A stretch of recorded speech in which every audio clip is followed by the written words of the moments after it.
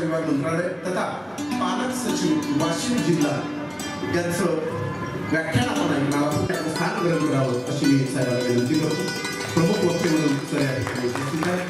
सोबतच वाशिम जिल्ह्याचे सन्माननीय जिल्हाधिकारी विचारमंचावर उपस्थित सौभाग्यवती जयश्री किरण कुलकर्णी मॅडम यांनी सुद्धा प्रमुख अतिथीचं स्थान ग्रहण करावं असं मी मॅडमला विनंती करतो. वाशिमचे मुख्य कार्यकारी अधिकारी जिल्हा परिषद वाशिम सन्माननीय अर्पित चव्हाण साहेब यांना मी विनंती करतो की आपण सुद्धा प्रमुख अतिथीचं स्थान त्या ठिकाणी ग्रहण करावं.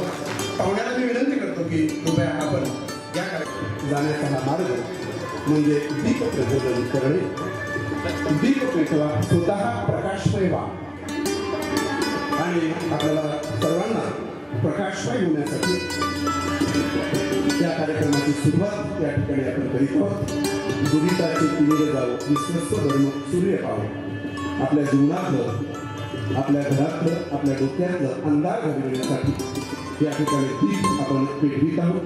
सन्माननीय किरण कुलकर्णी साहेब, सन्माननीय जिल्हाधिकारी साहेब, सन्माननीय सौभाग्यवती कुलकर्णी मॅडम, सन्माननीय अर्पित चव्हाण साहेब या ठिकाणी आजच्या कार्यक्रमाची सुरुवात दीप प्रज्वलित करून करीत आहेत. आपल्याला सर्वांना असत्याकडून आपण कुलकर्णी साहेबांना देत आहोत आणि वेदवाट भाग 2 आपण सौभाग्यवती कुलकर्णी मॅडमला देत आहोत. पुस्तक द्यावे, पुस्तक घ्यावे, यानंतर विचारमंचावर उपस्थित आजच्या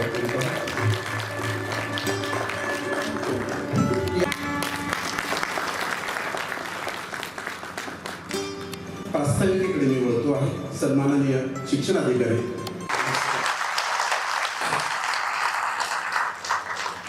एक 8-15 दिवसामध्ये सर हे सगळं जुळून आणलं. याच्या पाठीमागं सर मगा बोलताना म्हणाले की सिस्टीमनं व्यवस्थेने ठरवलं तर किती मोठी कामं पण छोटी होऊ शकतात, सोपी होऊ शकतात. हा त्याचा एक अत्यंत सुंदर असा अनुभव आपल्या सगळ्यांनाच आहे. सर ही व्याख्यानमाला आयोजित करताना सरांनी ज्या ज्या सूचना दिल्या त्या सगळ्या सूचनांचं काटेकोर पालन करत आम्ही कार्यक्रम आयोजित करतो, पण तिथे आम्ही सूचना देणारे आणि अंमलबजावणी करणारे असतो. पण जेव्हा एखाद्या प्रोटोकॉलमध्ये एखादा कार्यक्रम करायचा असतो, हे अनुभव माझ्यासाठी तर शिकण्यासारखा होता. तो अत्यंत छान पद्धतीनं आम्हाला सरांनी पाहिजे तिथं स्वातंत्र्य दिलं, पाहिजे तिथं त्यांच्या सूचनाप्रमाणेच करून घेतलं. ही एक महत्त्वाची गोष्ट मला इथं सांगायची. पहिल्या दिवशी डॉक्टर तेजस गर्गे सर, संचालक पुरातत्व वस्तू संग्रहालय संचालनालय मुंबई, यांनी शिवछत्रपतींचे किल्ले जागतिक वारसा एक प्रवास इतका सुंदर पद्धतीनं आम्हाला तो एक 2 पावणे 2 तासाचा इतका सुंदर प्रवास अनुभवून दिला की सगळ्यांना एक वेगळ्या पद्धतीचा अनुभव आला. इतिहासाची उजळणी करणारे खूप असतात, पण इतिहासाला एखादी आणखी प्रतिष्ठा प्रदान करणारे लोक काही असतात. मला वाटते त्यापैकी आदरणीय गर्गे सर होते. हा एक वेगळा अनुभव आपल्या सगळ्यांसाठी संस्मरणीय राहिलेला आहे. दुसऱ्या पुष्पासाठी सर प्राध्यापक इंद्रजित भालेराव, महाराष्ट्रातील ख्यातकीर्त कवी, वक्ते आणि अभ्यासक म्हणून माहीतच आहे.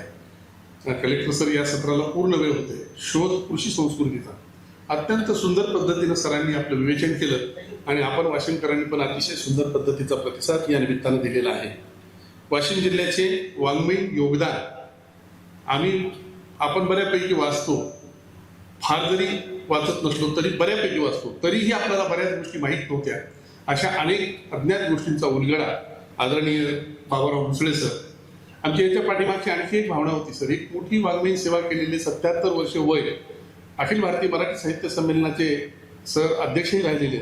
अशा विभूतीचा आपण एक कृतज्ञता म्हणूनही सत्कार करावा, मातीप्रतीची एक भावना ती आमच्या सगळ्यांच्या वतीनं. आणि दुसरी महत्वाची गोष्ट, आपल्याला जे काही चांगलं करायचं असेल तर त्याला एक अधिष्ठान लागतं. अशा तपस्वी अभ्यासू लोकांची अधिष्ठानाची आणि त्यांच्या पदस्पर्शाची आम्हाला एक भावना होती, ती अतिशय सुंदर पद्धतीची त्या दिवशी व्यक्त झाली. त्या दिवशी दुसरं सत्र प्रशांत मोरे, ठाण्याचे प्राध्यापक प्रशांत मोरे यांच्या कवितेचा कार्यक्रम आपण मग सुचवलं त्या पद्धतीनं. आज आपण दिलेल्या मौल्यवान सूचना ग्रंथालयाच्या मीटिंगमधल्या निश्चितपणाने व्याख्यान पुढे त्या पद्धतीने अंमलबजावणी करू आम्ही. त्या दिवशी खूप चांगल्या पद्धतीने उत्साहाने आम्ही सगळ्यांनी एन्जॉय केलं. कलेक्टर सर, शिव सरांना त्यांच्या मीटिंग याच्यामुळे कधी कधी येता जरी नाही आलं, आम्ही एक छानपैकी त्याचा आनंदही सगळ्यांनी घेतला. दुसरी महत्वाची गोष्ट, चौथं पुष्प काल सभागृहामध्ये सुरुवातीला मॅडम बोलल्या, नंतर सभागृह बोलत होतं आणि मॅडम सुचवत होत्या. म्हणजे आम्हालाही वाटलं नाही की वाशिमचे लोक एवढे इन्व्हॉल्व्ह होतील. काही पालक, काही विद्यार्थ्यांनी पण प्रश्न विचारले. अतिशय सुंदर पद्धतीचा त्यांचा एक खासदार आदरणीय श्रीमती माधुरी यादवाडकर मॅडम सुंदर पद्धतीने त्यांनी आजच्या काळातलं म्हणजे नव्या काळाच्या संदर्भातून आनंददायी पालकत्व विषयावरचं विवेचन केलेलं आहे. सर, आज आपण अशा एका सुवर्ण युगाच्या टप्प्यावर आहोत, ज्या मराठी भाषेचा आपल्या सगळ्यांना अंतःकरणातून एक अभिमान आहे. आपण सगळे मराठीची लेकरं म्हणून पाहतो, पण मागच्या वर्षामध्ये मराठीला अभिजात भाषेचा दर्जा मिळाला आणि त्या दर्जा मिळण्याच्या प्रक्रियेच्या माध्यमात ज्यांनी अथक परिश्रम करून या विभागाला एक वेगळी प्रतिष्ठा नव्हे तर एक सन्मान दिला. मी नेहमीच एक गोष्ट सांगत असतो, काही माणसं पुरस्काराने पदाने मोठी होतात, पण काही माणसांमुळं पद आणि पुरस्कार पण मोठे होतात. मला वाटतं आदरणीय कुलकर्णी सर सचिव या पदाला म्हणजे सांस्कृतिक संचालनालय आणि मराठी भाषा या विभागाच्या संचलनाला एक नवा आयाम सरांनी दिला. आपण सर्वजण मराठी भाषिक म्हणून याप्रती कृतज्ञता त्यांची व्यक्त करू. खरं तर सरांचा जो YouTube चॅनल आहे त्या कट्ट्यावरती सरांची अनेक व्याख्यानं ऐकायला भेटली. मला सरांनी प्रत्येक गोष्टीची सर वक्ते ठरवताना तुम्ही 2-3 सुचवलेल्या नावांबद्दल आम्हाला काहीच प्रॉब्लेम नव्हता, पण 2-3 नावं नवी घेतली तेव्हा कलेक्टर सरांनी मला पुन्हा भुसारे साहेब युट्यूबला ऐका तुम्ही माझा माणूस देताना फार विचारपूर्वक दिला पाहिजे, नाहीतर लोक कुणी सुचवलं नाव हे शोधतात. त्यामुळे या गोष्टीची आम्ही इतकी छान खबरदारी घेतली होती. 3 नावांमुळे आम्ही बिंदास्त होतो, काही प्रॉब्लेम नव्हता. पण ही 2-3 नावं नंतर जी आली होती, बऱ्यापैकी आमचा सगळ्यांचा अभ्यास आम्ही सगळेजण चर्चाही करत होतो वेळोवेळी. या सगळ्या टीमनं खूप चांगल्या पद्धतीने सहकार्य केलं. आम्हाला एक दहशतीचं ओझं होतं सर, वाशिममध्ये लोक येत नाही. आम्ही बी भीतीनं धास्तावलेलो होतो, नाही अशातला भाग नाही. पण मला एक आनंद वाटला की वाशिमचे लोक येतात. मला वाटतंय बोलवण्यातला अर्ज आणि त्यापेक्षा बोलणाऱ्याची एका लोकांपर्यंत पोहोचलेली ख्याती आणि त्याची साधना जर मोठी असेल तर लोक कुठेही येतात. हा त्याचा प्रत्यय आपल्याला 5 दिवसात आला आणि एकदम दर दिवशी आले सर, खूप छान पद्धतीने. त्यामुळे मी वाशिमकरांच्या अंतःकरणातून या निमित्तानं आभार मानेन. आम्हाला 2 पत्रकारांनी 5 दिवस इतका वेळ दिला सर. आम्ही खूप सगळ्यांनाच विनंती केली, सगळ्यांना सोशल मीडियाला आम्ही भेटलो, प्रत्येकापर्यंत पोहोचण्याचा प्रयत्न केला. आम्ही सगळेजण कार्यक्रम व्हायच्या आदल्या दिवशी आम्ही इथे 2-3 वेळेस सांगायचो उद्याचे हे कार्यक्रम आहेत आणि पुन्हा सगळ्यांना अर्जवाना फोनही करायचो. पण या 2 पत्रकार मित्रांनी आम्हाला खूप चांगल्या पद्धतीचं सन्मान म्हणजे सहकार्य केलं. एक इंगोले आणि दुसरे आमचे रामधनगर सर. या दोघांचा आपल्या शुभास्ते पुढे आम्हाला सत्कार करायचा आहे. ज्या ज्या लोकांचं चांगल्या कामामध्ये योगदान असतं, रामायणातले एक फार सुंदर संदर्भ आपल्या सगळ्यांनाच माहीत आहे. सेतू बांधण्यात मोठे मोठे अजस्र दगड उचलणारे वानर होते, काही अनेक माणूस पुरुष होते, कोण सगळे लोक होते. पण त्या खारुताईचं जे योगदान होतं ते योगदान आपल्याला विसरता येत नाही. असं मला वाटतं की अशी छोट्या माणसांची उदात्त कृती ही आपल्यासाठी महत्वाची असते. अशा अनेक लोकांनी प्रत्यक्ष अप्रत्यक्ष या व्याख्यानमालेला मदत केली. एक गोष्ट तर मला आज आवर्जून सांगायला आवडेल, काही गोष्टीचं आम्हाला प्रचंड टेन्शन होतं. पण असं म्हणतात की गोवर्धन उचलण्यासाठी अख्खं गोकुळ एकत्र आलं तरी गोवर्धन उचलत नव्हता. श्रीकृष्णाने करंगळी लावली आणि गोवर्धन सगळ्यांच्या वर त्या सगळ्या पावसापासून अतिवृष्टीपासून सगळ्या गोकुळाचं संरक्षण करतो. मला अतिशय नम्रपणे स्तुती काही नाही. वयाच्या 52 वर्षामध्ये पोहोचलोय. आता त्या गोष्टीच्या पलीकडे गेलो आपण स्तुती आणि प्रशंसेच्या. मला कलेक्टर सरांचं या बाबतीतलं जे मला अनुभवायला भेटलंय सगळ्या प्रक्रियेमधलं रूप अधिकाऱ्यांचं, तर ती मला खूप गोष्ट महत्वाची वाटते. साहेबांनी एक करंगळी लावली आणि आमचा सगळा गोवर्धन आमच्या सगळ्यांच्या डोक्यावर उभा केला. त्याबद्दल आदरणीय कलेक्टर सर, सीओ सर या दोघांनी पूर्ण वेळ राहून म्हणजे कलेक्टर सरचा फोन यायच्या आधी 2 तास सीओ सर मला विचारले, भुसारे सर त्याचं काय झालं. म्हणजे ही इतकी लुडबुडी आम्हाला म्हणजे खरं तर खूप सुंदर पद्धतीने त्यांनी पुढे नेलं. या उपर ही पुन्हा एकदा पहिल्या दिवशी म्हणालो होतो, काही उणिवा राहिल्या असतील तर विठ्ठल भुसाराच्या नजरेनं आणि कदाचित नियोजनाच्या अभावाला, पण बाकी सगळ्यांनीच अतिशय जीव तोडून काम केलं. मी सगळ्यांची नावं जर घेत बसलो तर थोडासा वेळ जाईल, म्हणून नावं न घेता आमच्या ज्या टीमनं मला इथे मदत केली सगळ्यांनीच, त्याबद्दल सगळ्यांची मनापासून कृतज्ञता व्यक्त करतो. कदाचित काही उणिवा राहिल्या तर आपण एक बैठक, याच्या पुढे खूप चांगले माणसं आहेत. सरांनी सांगितलं सर याच्यासाठी आम्ही एक फार कटाक्ष पाळला. विशेषत्वाने सरांनी सांगितलं की आपल्याला हे अकाउंट थ्रूच करायचं. ही गोष्ट मी यासाठी सांगतो की ट्रान्सपरन्सी फायनान्शियल राहिली की कार्यक्रम आपोआप मोठे होतात या गोष्टीचं सुंदर उदाहरण आहे. मग मी सरांना म्हणालो की सर बँकेच्या बाबतीत आम्ही 7-8 दिवस परेशान झालो, अनेक अडचणी आल्या त्याच्यात तांत्रिक, पण आम्ही एक पुढचं पाऊल आपल्याला सांगायला मला आनंद वाटेल की साहेबांच्या मार्गदर्शनामध्ये आम्ही एक ट्रस्ट रजिस्टर केले सर वाशिम जिल्ह्यातलं, आणि आम्ही त्याचं कार्यक्षेत्र महाराष्ट्र ठेवू. आम्ही 2-3 वर्षे राहू सगळे इथं.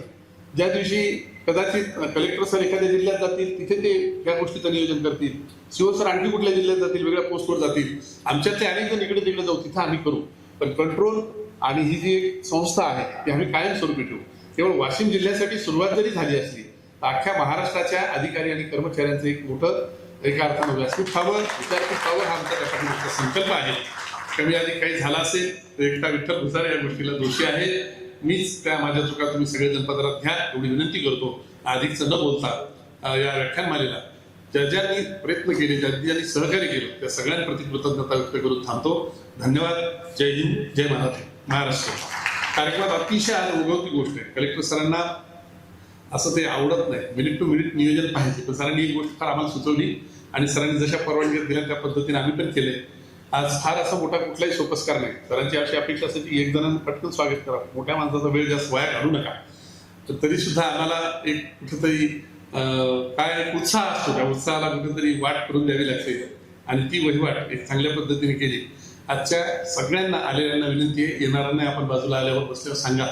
आज पसायदान झाल्याशिवाय कुणीही सभागृह सोडणार नाही एवढी मात्र मी शेवटची विनंती आपल्या सगळ्यांना करतो. थांबतो. धन्यवाद. जय हिंद, जय महाराष्ट्र. माफी मागणारा माणूस मोठा असतो. जो धावपळ करतो त्याच्या हातातून चुका निश्चित होतात. जो काहीच करत नाही त्याच्या हातातून चुका कशा होतील. आणि म्हणून भुसारे सर तुम्ही जे करत आहे ते अप्रतिम आहे, खूप सुंदर आहे. अशी व्याख्यानमाला यापूर्वी आम्ही वाशिममध्ये कधी बघितली नाही. सन्माननीय जिल्हाधिकारी साहेब यांनी ही परवानगी दिली आणि ही एवढी सुंदर व्याख्यानमाला आजचा शेवटचं पुष्प या ठिकाणी आपण गुंफित आहोत. भुसारे सरांनी या व्याख्यानमालेच्या पाठीमागची पार्श्वभूमी या ठिकाणी विशद केलेली आहे. मित्रहो, पुढे जाण्याच्या पूर्वी भुसारे सरांनी या ठिकाणी सांगितलं की काही लोकांचं नाव आपल्याला घ्यावंच लागते. काही लोक आपल्याला सगळ्या लोकांपर्यंत पोहोचवतात, काही लोक आपल्याला मोठं करत असतात, काही लोक आपले विचार इतरांना पोचवावेत म्हणून प्रयत्न करीत असतात. या सभागृहामध्ये 2 पत्रकार उपस्थित आहेत आणि दोन्ही पत्रकार माझे विद्यार्थी आहेत. त्या दोन्ही पत्रकाराला मी शिकवलेला आहे. या दोन्ही पत्रकाराचा आपल्याला सत्कार घ्यायचा आहे. ग्रंथ देऊन मी पहिल्या पत्रकाराला या ठिकाणी पाचारण करतो. राम धनगर, एकदा जोरदार टाळ्या वाजवा, ज्यांनी ही व्याख्यानमाला सर्वांपर्यंत पोहोचविण्याचा या ठिकाणी प्रयत्न केलेला आहे. राम धनगर महाविद्यालयामध्ये असताना अतिशय धडपड करणारा माझा विद्यार्थी आज पत्रकार म्हणून जेव्हा पुढे जातो मला खूप गर्व आणि अभिमान वाटते की ग्रंथ देऊन या ठिकाणी राम धनगर या पत्रकाराचा आपण सत्कार करावा. सन्माननीय कुलकर्णी साहेब, सन्माननीय जिल्हाधिकारी साहेब, सन्माननीय सौभाग्यवती कुलकर्णी ताई, अर्पितजी चव्हाण साहेब या सर्व अधिकाऱ्यांना मी विनंती करतो की आपण या ठिकाणी राम धनगर यांचं सत्कार करावा. सोबतच माझे दुसरे विद्यार्थी मित्र पत्रकार, रेडिओमध्ये सुद्धा FM मध्ये सुद्धा काम करतात, माननीय देवानंदजी इंगोले यांना मी पाचारण करतो. त्यांचा आवाज तुम्ही सर्वांनी ऐकलेला आहे. अतिशय गोड आवाज, अतिशय कणखर आणि न्यायाची बाजू घेणारे देवानंद इंगोले यांचा सत्कार सन्माननीय कुलकर्णी साहेब करतील, सन्माननीय जिल्हाधिकारी साहेब करतील अशी मी त्यांना विनंती करतो. खूप खूप धन्यवाद. देवानंदजी इंगोले, कृपया आपण बसून घ्या. मित्रहो, ज्या घराचं पालक चांगला असतो ना तो घर कधीही जा त्या घरात पाय ठेवा. पाय ठेवल्याबरोबर आपल्या लक्षात येते की त्या घरातलं वातावरण, त्या घरातलं संस्कार, त्या घरातली एकूण स्थिती. मी अतिशय स्वाभिमानाने सांगतो की आपले पालक वाशिम जिल्ह्याचे सन्माननीय जिल्हाधिकारी साहेब कुंभेजकरजी, काल परवाला कोणते तरी एक अधिकारी बोलत होते की आम्हाला सुद्धा साहेबाला भेटण्यासाठी लाईन मध्ये लागावं लागतं आणि साहेब 5 दिवसापासून या ठिकाणी बसून आहेत आणि ही व्याख्यानमाला यशस्वी व्हावी यासाठी झटत आहेत. एकदा साहेबासाठी जोरदार टाळ्या वाजवा. आजचा विषय आहे अभिजात मराठी दिशा आणि भवितव्य लाभले आमास भाग्य बोलतो मराठी जहालो खरची धन्य ऐकतो मराठी जाती धर्म पंथ एक जाणतो मराठी एवढ्या जगात माय मानतो मराठी. या मराठीचं जागर आपल्याला करायचं आहे. तत्पूर्वी मी जिल्हाधिकारी साहेबाला विनंती करतो की साहेब आपण आपलं मनोगत या ठिकाणी व्यक्त करावं. पुनश्च एकदा तुम्हा सर्वांना विनंती की साहेबाचं टाळ्याच्या गजरात स्वागत करावं. वाशिम वासंतिक व्याख्यानमालेच्या शेवटच्या पुष्पाच्या निमित्ताने हे उपस्थित मराठी भाषा विभागाचे आदरणीय सचिव आणि आपल्या जिल्ह्याचे पालक सचिव किरण कुलकर्णी सर, कुलकर्णी मॅडम, आपल्या जिल्ह्याचे मुख्य कार्यकारी अधिकारी अर्पित चव्हाण साहेब आणि इथे उपस्थित सर्व वाशिम जिल्ह्यातील रसिकांना माझा नमस्कार. आज या व्याख्यानमालेच्या समारोपाचं जे पुष्प आहे हे कुलकर्णी सरांच्या व्याख्यानाने होत आहे याचा विशेष आनंद होतो. पालक सचिव आपल्या जिल्ह्याचे ही संकल्पना समजा प्रशासकीय वर्तुळातील जे आहेत त्यांना माहीत असेल, मात्र इतर जे नागरिक आहेत कदाचित आपल्याला कल्पना जर नसेल तर मी थोडक्यात एक्सप्लेन करतो. जसे प्रत्येक जिल्ह्याला जिल्हास्तरीय अधिकारी असतात तसेच प्रत्येक विभागाचे जे मंत्रालयामधील सचिव असतात त्यांना एकेका जिल्ह्याची जबाबदारी दिलेली असते आणि त्यांनी त्या जिल्ह्याला विविध विषयांवर मार्गदर्शन करणं, आढावा घेणं आणि दिशा देणं हे करणं अभिप्रेत असतं. मी माहिती देऊ इच्छितो की केवळ मार्च महिन्यातच सरांची आपल्या वाशिम जिल्ह्याचे पालक सचिव म्हणून नियुक्ती झाली. दिनांक 11 एप्रिल रोजी सरांचा पहिला दौरा झाला. त्या दौऱ्यादरम्यान मालमोरा तालुक्याला आमची भेट होती. तिथं जाताना ऑन द वे बऱ्याच गोष्टींवर चर्चा झाली आणि मग त्यामध्ये हा एक विषय होता की व्याख्यानांची थोडी संस्कृती कमी होत आहे, तर आपण यामध्ये काही करू शकतो का. आणि वसंत ऋतूमध्ये व्याख्यानाची अनेक मोठ्या शहरांमध्ये परंपरा आहे, तर वाशिममध्ये पण अशी काही सुरू करता येईल का. आणि तिथपासून जो प्रवास सुरू झाला त्याची परिणती आज या व्याख्यानमालेत झालेली आहे. मात्र आता प्रस्तावनेमध्ये जे सांगितलं ढोबळ नियोजन जे झालं होतं ते माझ्या उपस्थितीत झालं, मात्र त्या पुढे जे मुख्य परिश्रम घेतले आहेत ते सर्व या टीमने केले आणि कुठं काही गरज असेल तर फक्त थोडं सल्ला देण्याचं काम मी केलं असेल. मी आज आपले सीओ साहेब आले, भुसारी साहेब आले, ससाणे साहेब, डागरव साहेब, आरोग्य विभागातले ठोंबरे साहेब, काळे साहेब, चव्हाण साहेब, निलेश घुगे, विश्वंभर आरणे, बसवेश्वर पाटील, त्यांची टीम आणि जसं आता आपण पाहिलं मीडिया चिंधुरा सांभाळे, राम धनकर, देव इंगोले, सर्वांनीच एकत्रित येऊन, सर्वांचं नाव मला नाही घेता येणार पण सर्वांनी एकत्र येऊन हे काम केलेलं आहे. आणि आता एक सर आम्हाला विश्वास आहे की आता जी चांगली सुरुवात झालेली आहे यापुढे दरवर्षी वसंत ऋतूमध्ये तर व्याख्यानमाला होईलच, मध्यंतरी देखील विविध विषयांवर दिग्गज व्यक्तींना इथे आमंत्रित करून त्यांच्या व्याख्यानाचं आयोजन करण्याचा जो आपला मानस आहे त्यावर नक्कीच आपण यशस्वीपणे काम करू. हा प्रश्न जर कोणाला पडला असेल की हा सर्व खटाटोप का करावा, तर स्वतःहून काही मी उत्तर देण्याऐवजी आपण म्हणजे नांदेड आपल्या जवळच आहे जिल्हा, तर तेथील थोर विचारवंत नरहर कुरुंदकरांची फक्त 2 वाक्य इथे सांगू इच्छितो. जागर पुस्तकात कुरुंदकर लिहितात की लोकशाहीत कठोर सत्याची सार्वजनिक चर्चा होणे अत्यंत आवश्यक असते, कारण ह्या चर्चा अल्पकाळात कटुता निर्माण करणाऱ्या जरी दिसल्या तरी दीर्घकाळात याच चर्चा विचार करणाऱ्या वर्गाच्या मनाची जडणघडण करून टाकत असतात. हे फार विशेषतः आजच्या काळात विचार करायला भाग पाडणार असं वाक्य आहे. आणि कुरुंदकरांचा हा देखील एक व्ह्यू होता की व्याख्यान हे केवळ श्रोत्यांचे मनोरंजन करण्यासाठी किंवा त्यांच्याकडून टाळ्या मिळवण्यासाठी नसते, व्याख्यानातून श्रोत्यांना विचार करायला लावणे हे वक्त्याचे मुख्य कार्य आहे. आपला प्रयत्न हाच राहील की केवळ मनोरंजनासाठी व्याख्यानाचं आयोजन न करता खरंच वाशिमकरांना ज्याला इंग्रजीमध्ये आपण फूड फॉर थॉट सफिशियंट मिळेल, वैचारिक खाद्य मिळेल, अशा प्रकारच्या व्याख्यानांचं आयोजन करण्याचा आपला प्रयत्न राहील.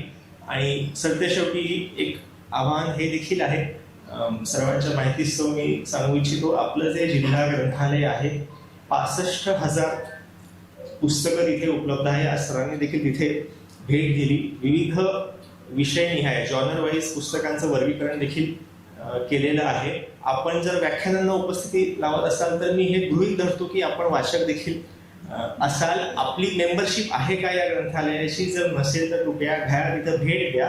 आणि इथं तुम्हाला अजून जर कुठली पुस्तकं आवश्यक असतील ते देखील सांगा.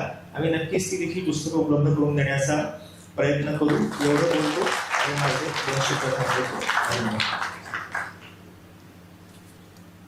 खूप खूप धन्यवाद साहेब.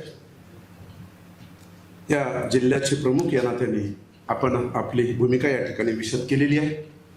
आपलं मार्गदर्शन नक्कीच आम्हा सर्वांना मिळत राहील आणि ही व्याख्यानमाला पुढे सुद्धा अशाच पद्धतीनं यशस्वी होत राहील. कुरुंदकर सरांचा अतिशय सुंदर विचार साहेबांनी या ठिकाणी व्यक्त केला. विचार घ्यावा, विचार द्यावा आणि त्यातून पुढे जावा. विचाराशिवाय माणसाचं काय म्हणता येईल की प्रगती होत नाही, त्याचं मेंदू सशक्त होत नाही. धन्यवाद साहेब. मित्रहो, आजचा विषय आहे अभिजात मराठी दिशा आणि भवितव्य. या विषयावर सन्माननीय वक्ते डॉक्टर किरण कुलकर्णी साहेब बोलणार आहेत. तेव्हा साहेब, या विचारमंचावर येण्यापूर्वी मी काही गोष्टीबद्दल तुम्हाला बोलत होतो की 3 ऑक्टोबर 2024 रोजी मराठी भाषेला अभिजात भाषेचा दर्जा प्राप्त झालेला आहे. बऱ्याचशा लोकांना माहित नाही काय आहे अभिजात भाषा, काय होणार आहे. आता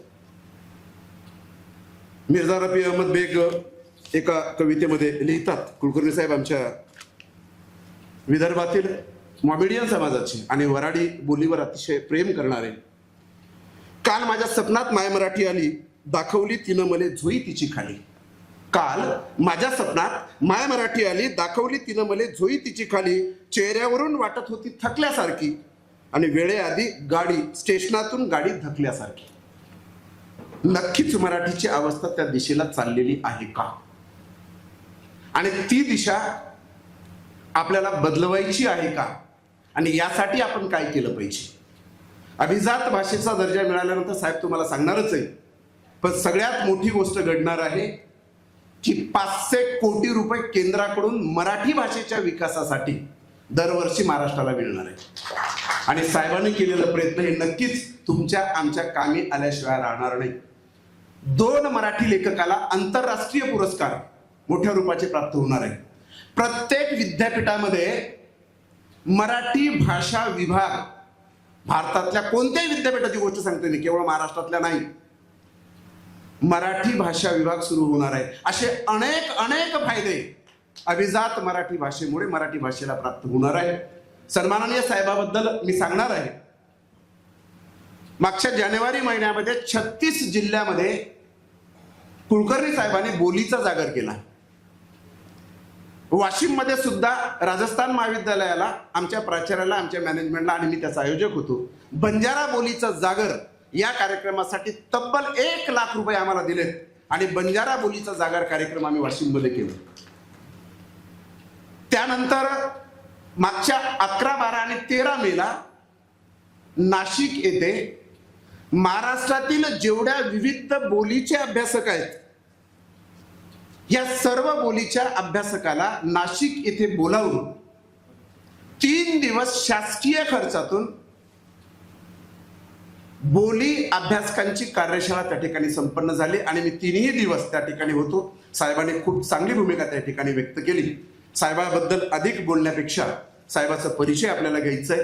माझे मित्र प्राध्यापक महेश देवळे, अतिशय सुंदर वक्तृत्व सरांचं आहे. मी सरांना विनंती करतो की आपण या ठिकाणी कुलकर्णी साहेबाचा परिचय करून द्यावा. सन्माननीय विचारपीठ आणि विचारपीठासमोरील आपण सर्व सन्माननीय आदरणीय डॉक्टर किरण कुलकर्णी सर हे महाराष्ट्र राज्य शासनाच्या मराठी भाषा विभागाचे सचिव म्हणून कार्यरत आहेत.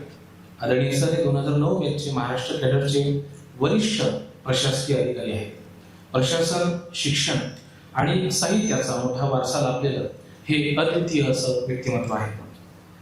मराठी भाषा विभागाचे सचिव म्हणून ते मराठी भाषा, साहित्य आणि संस्कृतीच्या संवर्धनासाठी सातत्याने प्रयत्नशील आहेत. मराठी भाषेच्या जतनासाठी ते विविध उपक्रम राबवत असून 2500 वर्षांच्या मराठी भाषेच्या समृद्ध वारशाचं जतन आणि 12व्या शतकापूर्वीच्या मराठी भाषेचे दस्तऐवजीकरण यावर सरांनी विशेष भर दिला आहे. महाविद्यालयीन जीवनामध्ये सरांनी वक्तृत्व, नाट्यलेखन, संपादन, बुद्धिबळ यासारख्या क्षेत्रांमध्ये विविध पारितोषिकं सरांनी मिळवलेली आहेत.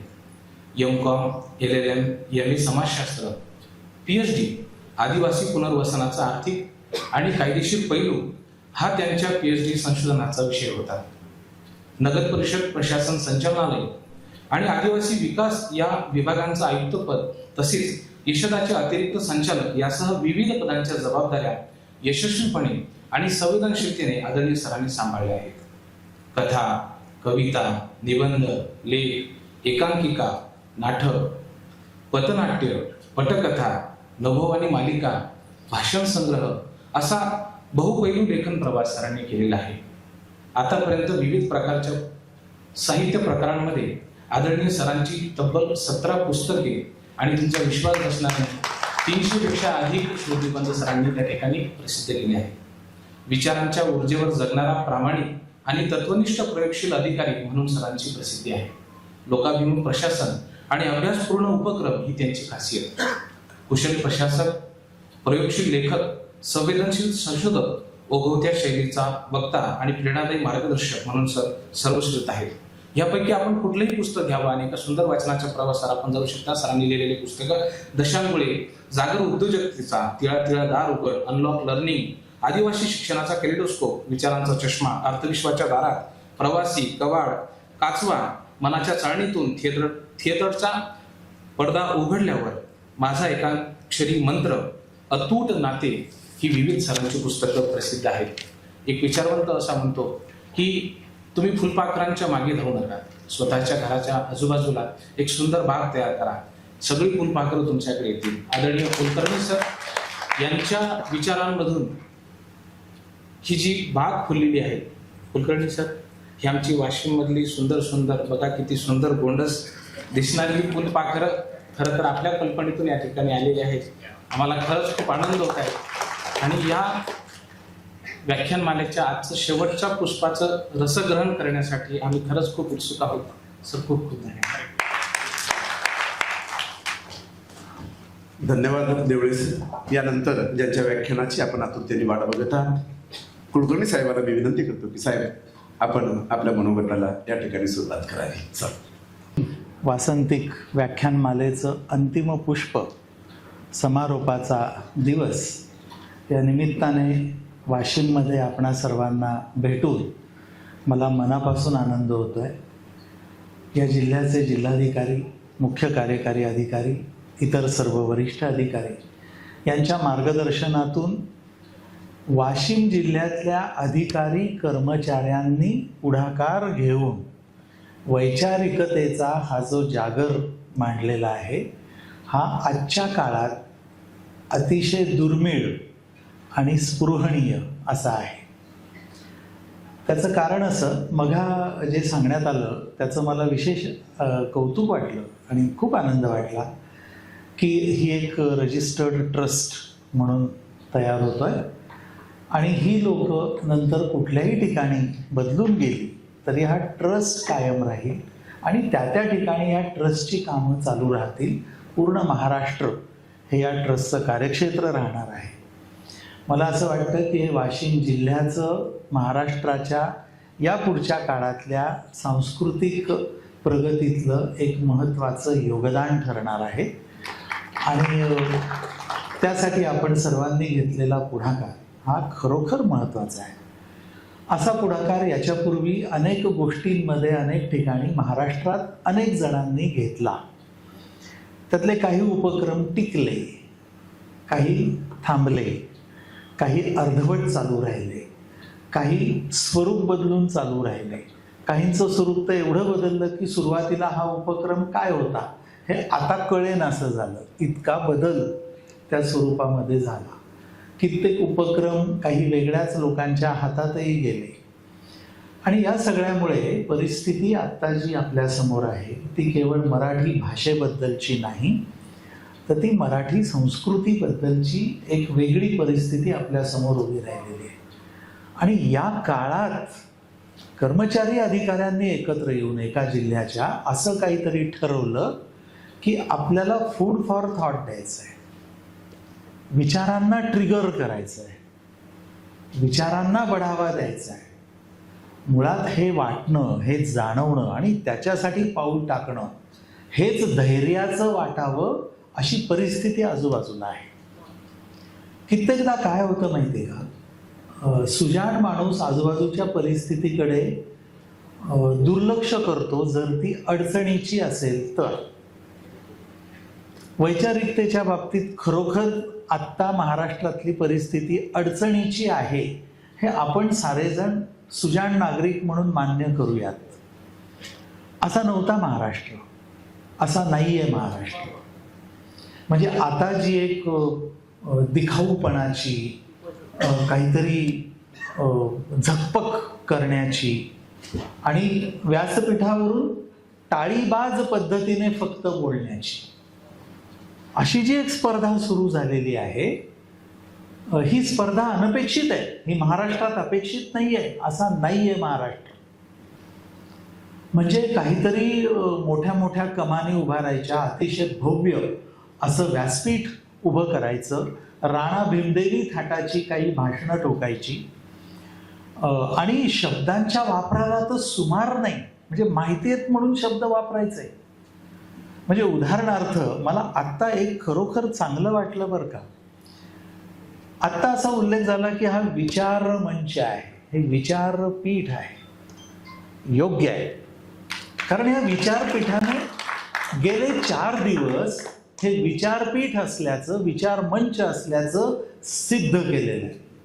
हवेत नाही बोलत आहे आपण, त्यामुळे आज त्याला विचारपीठ म्हणणं योग्य आहे. पण हल्ली शब्दांना किंमतच राहिलेली नाहीये. म्हणजे कोणीही व्यक्ती गेल्यानंतर त्या क्षेत्रामध्ये पोकळी निर्माण झाली असं म्हणायची एक पद्धत आहे. पोकळी निर्माण होणं एखाद्या क्षेत्रामध्ये ही किती मोठी गोष्ट आहे.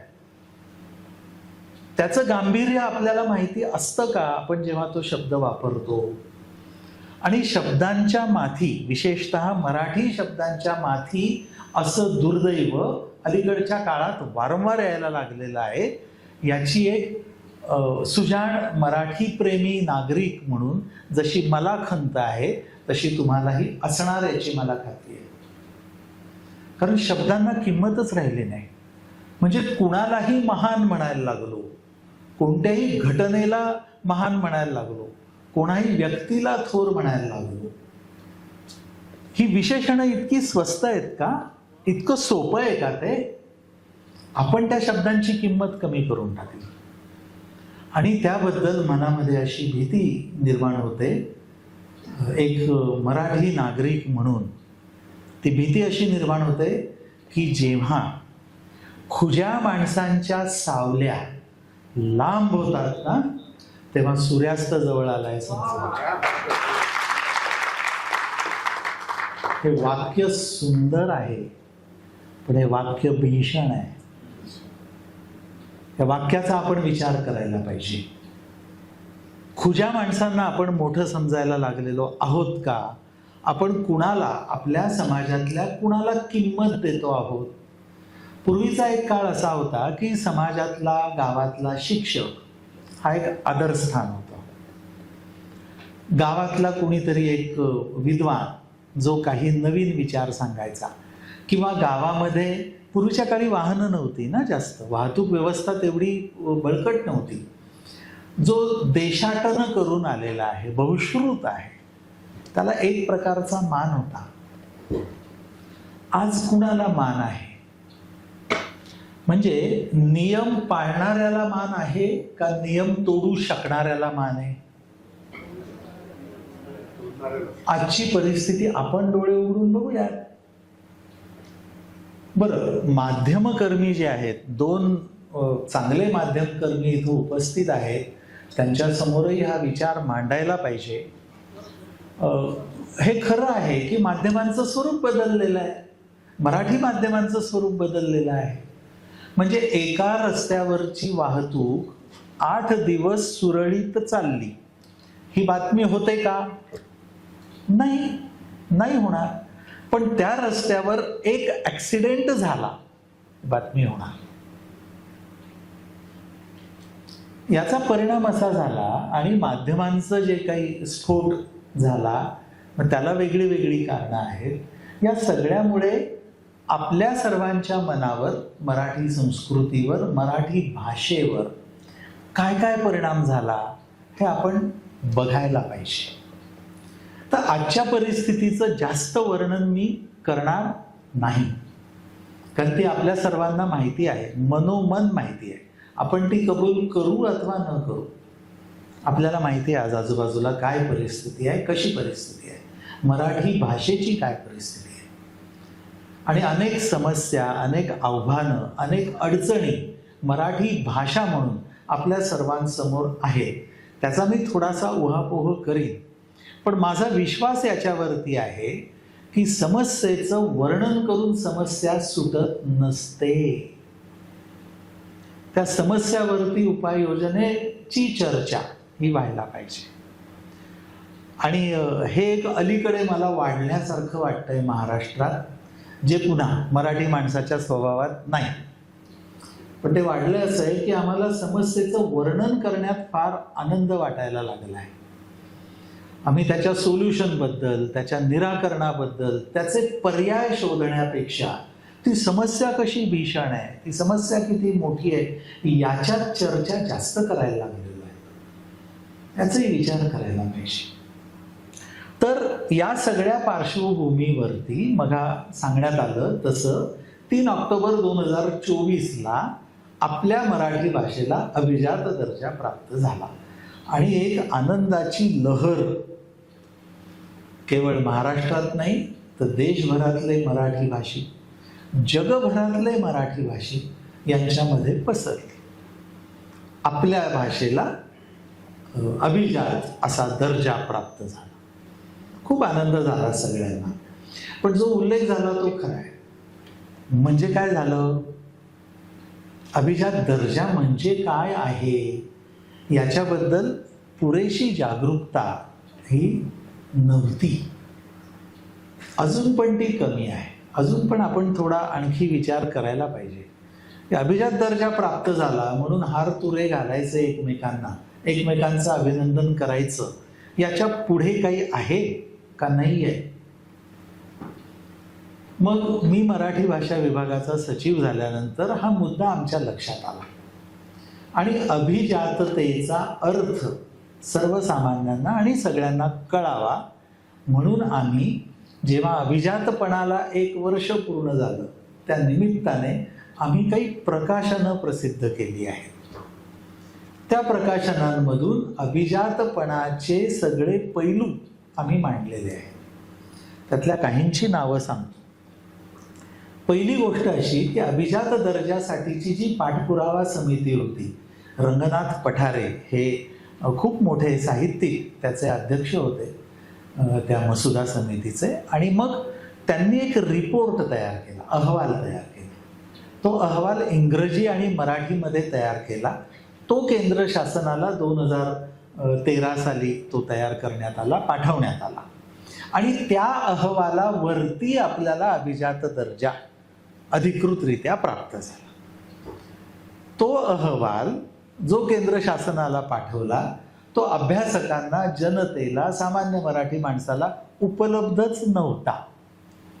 तो आम्ही गेल्या ऑक्टोबरमध्ये त्याचं एक पुस्तक तयार केलं. त्याच्यात मराठी आणि इंग्रजी असा तो अहवाल आता सगळ्यांना उपलब्ध आहे. आमच्या विभागाच्या वेबसाईटवरती पण आहे.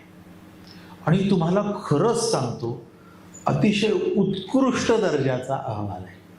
म्हणजे आपली भाषा काय आहे आणि तिला अभिजात का म्हणायचं याचं इतकं सुंदर आर्ग्युमेंट त्याच्यामध्ये आहे की आपण सर्वांनी तो वाचावा. आमच्या मराठी भाषा विभागाने तो सर्वांना उपलब्ध करून दिला आहे. आपण वेबसाईटवर वाचू शकता किंवा गव्हर्नमेंट प्रेसमधून त्याची कॉपी मागवू शकता.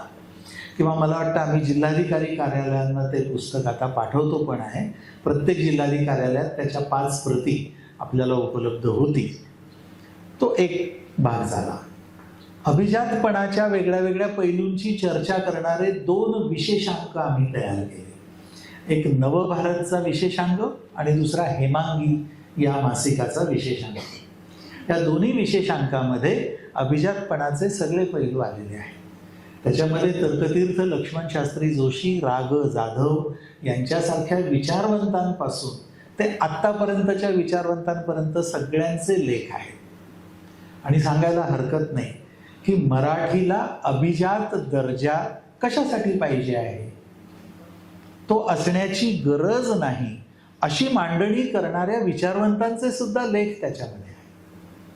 आणि ही महाराष्ट्राची परंपरा आहे की अभिजातपणाचे सगळे पैलू तपासायचे ना, तर कुणी विचारवंत असं जर म्हणत असेल की मराठीला अभिजात असण्याची गरज नाही, तर त्याचे विचार पण वाचले पाहिजेत ना, समजून घेतले पाहिजेत. ते आम्ही समाविष्ट केले आहेत त्याच्यामध्ये, कारण ही आपली परंपरा आहे. मग सूत्रसंचालकांनी अगदी थोडक्यात फार चांगल्या पद्धतीने 2004 साली केंद्र शासनाची ही अभिजात भाषा योजना ही जी आली, त्याचे 3 जे मुद्दे आहेत ते त्यांनी सांगितले. अगदी बरोबर आहे. ही अभिजात असणे म्हणजे काय आहे, तर केंद्र शासनाने अभिजात भाषा योजनेमध्ये आपल्या मराठी भाषेचा समावेश केला.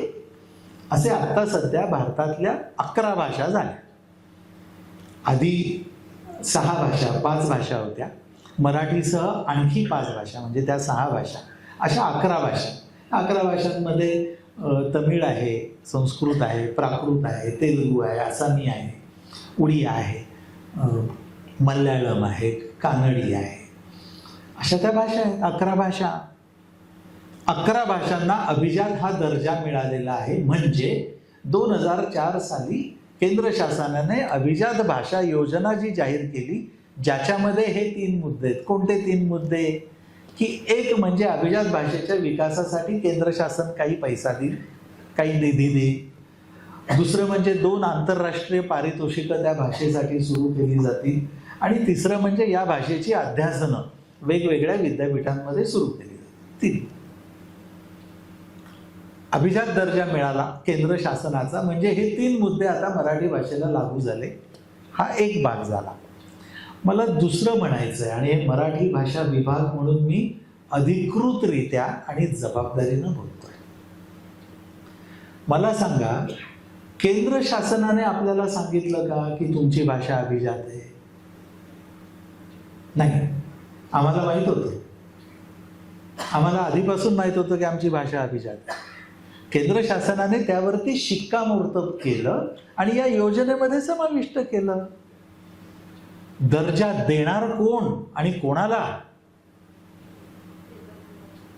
दर्जा आम्ही आम्हाला देणार. मराठी भाषिक मराठी भाषेला अभिजात पूर्वीपासून समजतात, आत्ता पण समजतात आणि पुढेही ही भाषा अभिजात राहणार आहे. कुणाचं शिक्कामोर्तब त्याच्यावर आहे का नाही याच्याशी त्याचा काही संबंध नाही. म्हणजे एखाद्या योजनेत या भाषेचा समावेश झाला की नाही झाला याच्याशी त्याचा काही संबंध नाही. अभिजातपणा ही अभिजात गोष्ट आहे. आता म्हणजे काय, याच्यावर जावं लागेल. कारण हे फार सोपं होतं ना. केंद्र सरकारने अभिजात शिक्कामोर्तब केलं, त्या योजनेत गेलो, त्याला अभिजात म्हणायचं. हे अगदी सोपं होतं. प्रत्यक्षात गोष्ट तेवढी सोपी नाही राहिली आता. कारण आपण काय म्हणतो, आम्ही अभिजातच होतो ना, आम्हाला ते माहिती होतं. मग अभिजात असणे म्हणजे काय? तर ह्याच्या खूप व्याख्या आहेत, वेगळ्या वेगळ्या व्याख्या आहेत. मुळात अभिजात ही कल्पना पाश्चिमात्य आहे. म्हणजे आपण ज्याला तमोयुग म्हणतो, युरोपातलं तमोयुग, डार्क एज, म्हणजे साधारण असं म्हटलं जातं की 1300 ते 1600 1700 पर्यंत हे तमोयुग होतं. म्हणजे त्या काळात युरोपातलं वातावरण हे नव्या विचारांना जास्त प्रोत्साहन देणारं नव्हतं. पारंपरिक विचारांमध्ये अडकलेला असा तो युरोप होता. आणि म्हणून अनेक शास्त्रज्ञांना, त्यांची नावं पण आहेत, ब्रुनो हस यासारख्या शास्त्रज्ञांना तर नवीन विचार मांडल्याबद्दल जाळण्यात आलं, गॅलिलिओला तुरुंगात टाकण्यात आलं. अशी उदाहरण. असं हे तमोयुग होतं.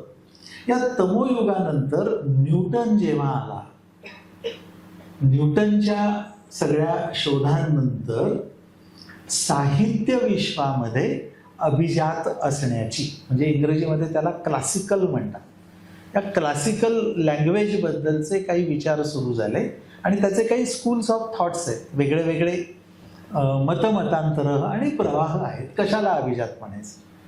एक प्रवाह असं म्हणतो की जे जुनं ते अभिजात, म्हणजे जुनं असलं की झालं अभिजात. दुसरा प्रवाह असं म्हणतो की काही ठराविक चौकट असते, त्या चौकटीत बसणारी भाषा आणि साहित्य म्हणजे अभिजात. असे त्याचे वेगळे वेगळे पैलू आहेत. मला असं वाटतं की भारताच्या संदर्भात आणि विशेषतः मराठीच्या संदर्भात आपण अभिजातपणाची व्याख्या थोडीशी वेगळी करायला पाहिजे.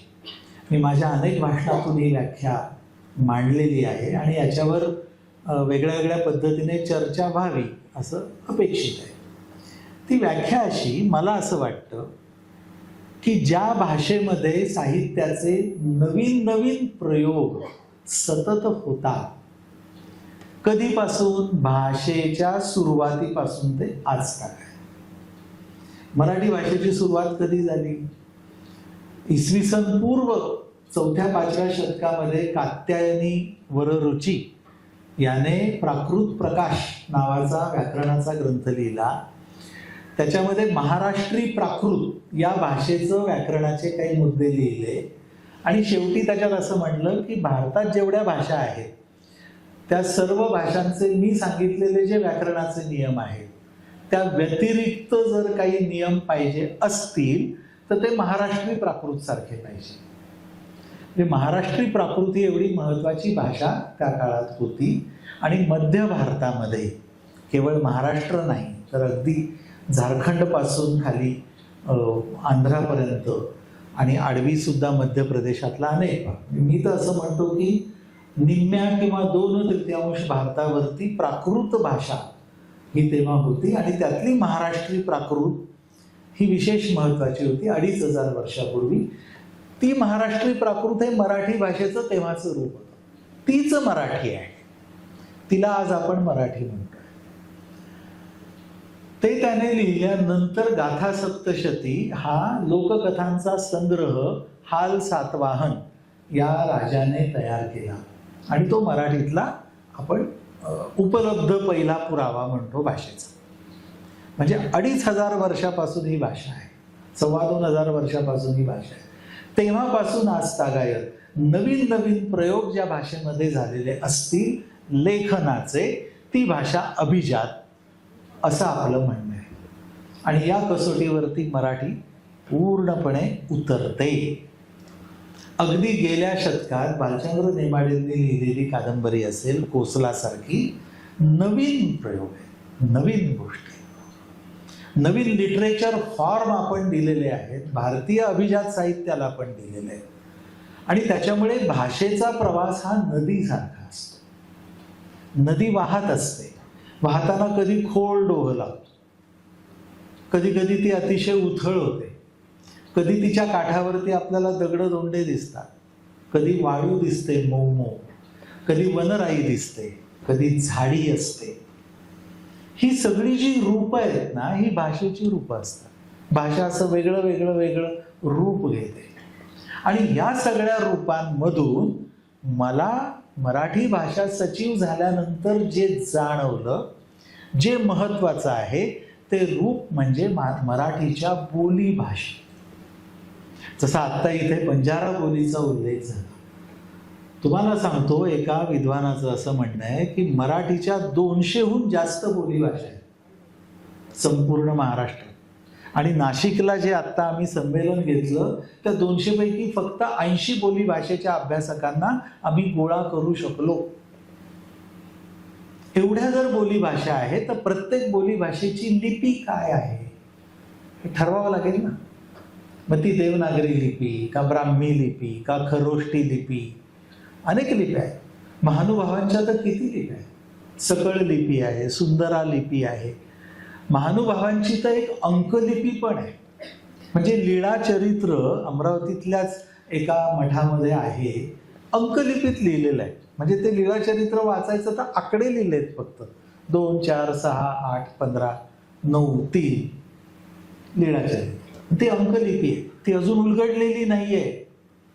अशा अनेक लिप्या आहेत ज्याचा अर्थ आपल्याला कळलेला नाहीये. ते कशा शब्दासाठी कोणतं चिन्ह आहे माहिती नाहीये. हे केवढं प्रचंड काम आहे. हे प्रचंड काम कोण करणार आहे? हे मराठी भाषिकच करणार ना, आपणच करणार ना. तर बोली भाषा हा एक विषय घेतला तरी प्रचंड काम. लिपी ठरवणं हा एक भाग झाला. प्रत्येक बोली भाषेतला शब्दकोश असणं हा दुसरा भाग आहे. प्रत्येक बोली भाषेचं व्याकरण तयार होणं हा तिसरा भाग आहे. त्या बोली भाषेमध्ये साहित्य लिहिलं जाणं, मग त्या बोली भाषेत कथा लिहिली गेली, त्या बोली भाषेत कादंबरी लिहिली गेली, त्या बोली भाषेत वैचारिक साहित्य लिहिलं गेलं, हे घडायला पाहिजे ना. अशा 200हून जास्त बोली भाषांचा विकास केला तर मराठीचा विकास होणार आहे. मराठी प्रमाण भाषेचा विकास म्हणजे फक्त मराठीचा विकास असं समजून चालणार नाही. मधला एक काळ असा गेला की आपण मराठी भाषेचा विकास म्हणजे प्रमाण भाषेचा विकास एवढंच समजत आलो. आता त्याच्या पुढे जायचंय आणि पुढचं पाऊल म्हणजे बोली भाषांचा विकास. आणि त्यासाठी म्हणून बोली भाषेचे शब्दसंग्रह ज्याचा उल्लेख झाला, मराठवाडी बोलीतला शब्दसंग्रह, वैदर्भीय बोलीतल्या शब्दांचा शब्दसंग्रह असे ठिकठिकाणी तयार व्हायला पाहिजेत. मेळघाटातल्या आमच्या झेडपीच्या शिक्षकांनी, मराठी शिक्षकांनी कोरकू भाषेचे शब्दसंग्रह तयार केले शाळा पातळीवर. तुम्ही मेळघाटातल्या शाळेत जा, त्या शाळेतल्या मराठी शिक्षकाने त्या शाळेतल्या विद्यार्थ्यांना बरोबर घेऊन त्यांच्या घरी बोलली जाणारी कोरकू भाषा आणि मराठी प्रमाण भाषा याचा शब्दसंग्रह तयार केला. प्रत्येक शाळेची अशी एक वही आहे. त्याचं संकलन केलं तर कोरकू भाषेचा केवढा शब्दसंग्रह तयार होईल. तर मराठी भाषा विभागाने या बाबतीत आता सिस्टमॅटिक पावलं टाकायला सुरुवात केली. अभ्यासकांना बरोबर घेऊन आपण काम करतोय. आम्ही पहिला असा प्रयोग माडिया गोंड या भाषेचा, माडिया भाषा म्हणतो आपण, त्याचा शब्दकोश, त्याचं व्याकरण, त्याच्या सगळ्या लोककथा, लोककविता, लोकगीतं जी आहेत त्याचं ऑडिओ व्हिज्युअल डॉक्युमेंटेशन आणि त्याचबरोबर त्या भाषेतलं काही साहित्य, त्याची लिपी, या सगळ्याचा एकत्रित संग्रह जवळपास 2000 पानांचा हा आम्ही आता पुढच्या 2 महिन्यात पब्लिश करतोय. काम झालेलं आहे. असं आपल्याला प्रत्येक बोली भाषेचं करायचंय. म्हणजे बघा, आणि आपल्याला करायचंय म्हणजे एकट्या मराठी भाषेला नाही करायचंय, आपल्या सर्वांना करायचंय. तुम्ही असं म्हणेल की वाशिमने जर पुढाकार घेतला, वाशिम जिल्ह्याने, तर आपण 1-2 बोली भाषा निवडा आणि माडिया भाषेचं ज्या मॉडेलवर केलेलं आहे त्या पद्धतीनं त्या भाषेचे शब्दकोश, त्या भाषेचं व्याकरण, त्या भाषेचे लोककथा, लोकगीतांचं ऑडिओ व्हिज्युअल संकलन हे सगळं करा. या बोली भाषेचं काम वाशिम जिल्ह्याने पूर्ण केलं असं म्हणता येईल आपल्याला. असं सगळ्यांनी पुढे यायची गरज आहे ना. आपण नक्की काय करतोय? भाषेसाठी काम करायचं तर हे करायचं आहे. आता हे झालं सगळं वैचारिक. तुमच्या सगळ्यांच्या मनात एक विचार असा आला असेल की हे ठीक आहे, हे सगळं करायला पाहिजे, पण आजच्या दैनंदिन जीवनात मराठी शाळांची परिस्थिती, मराठी भाषेची परिस्थिती, त्या पोरांना मराठी धड येत नाही, याचं काय करायचं? हे कसं करायचं? हा अभिजात मराठीचा भाग नाही का? त्याच्याबद्दल मी 2 गोष्टी बोलणार आहे. पहिली गोष्ट अशी की खरं आहे, येस, आपल्याला ही जी नवीन पिढी आहे त्यांच्यापर्यंत मराठी भाषा आणि मराठी शब्द हे अतिशय कौशल्याने पोहोचवायला लागणार आहे. अतिशय कौशल्याने असं मी का म्हणतो? याचं कारण असं की शिक्षणशास्त्रामध्ये जे काही थोडंफार मी पण अभ्यास केला किंवा काही लोकांबरोबर बोललो, त्याच्यातून एक विनोदी तत्व माझ्या पुढे सिद्ध झालंय, ते मी तुम्हाला सांगणार आहे.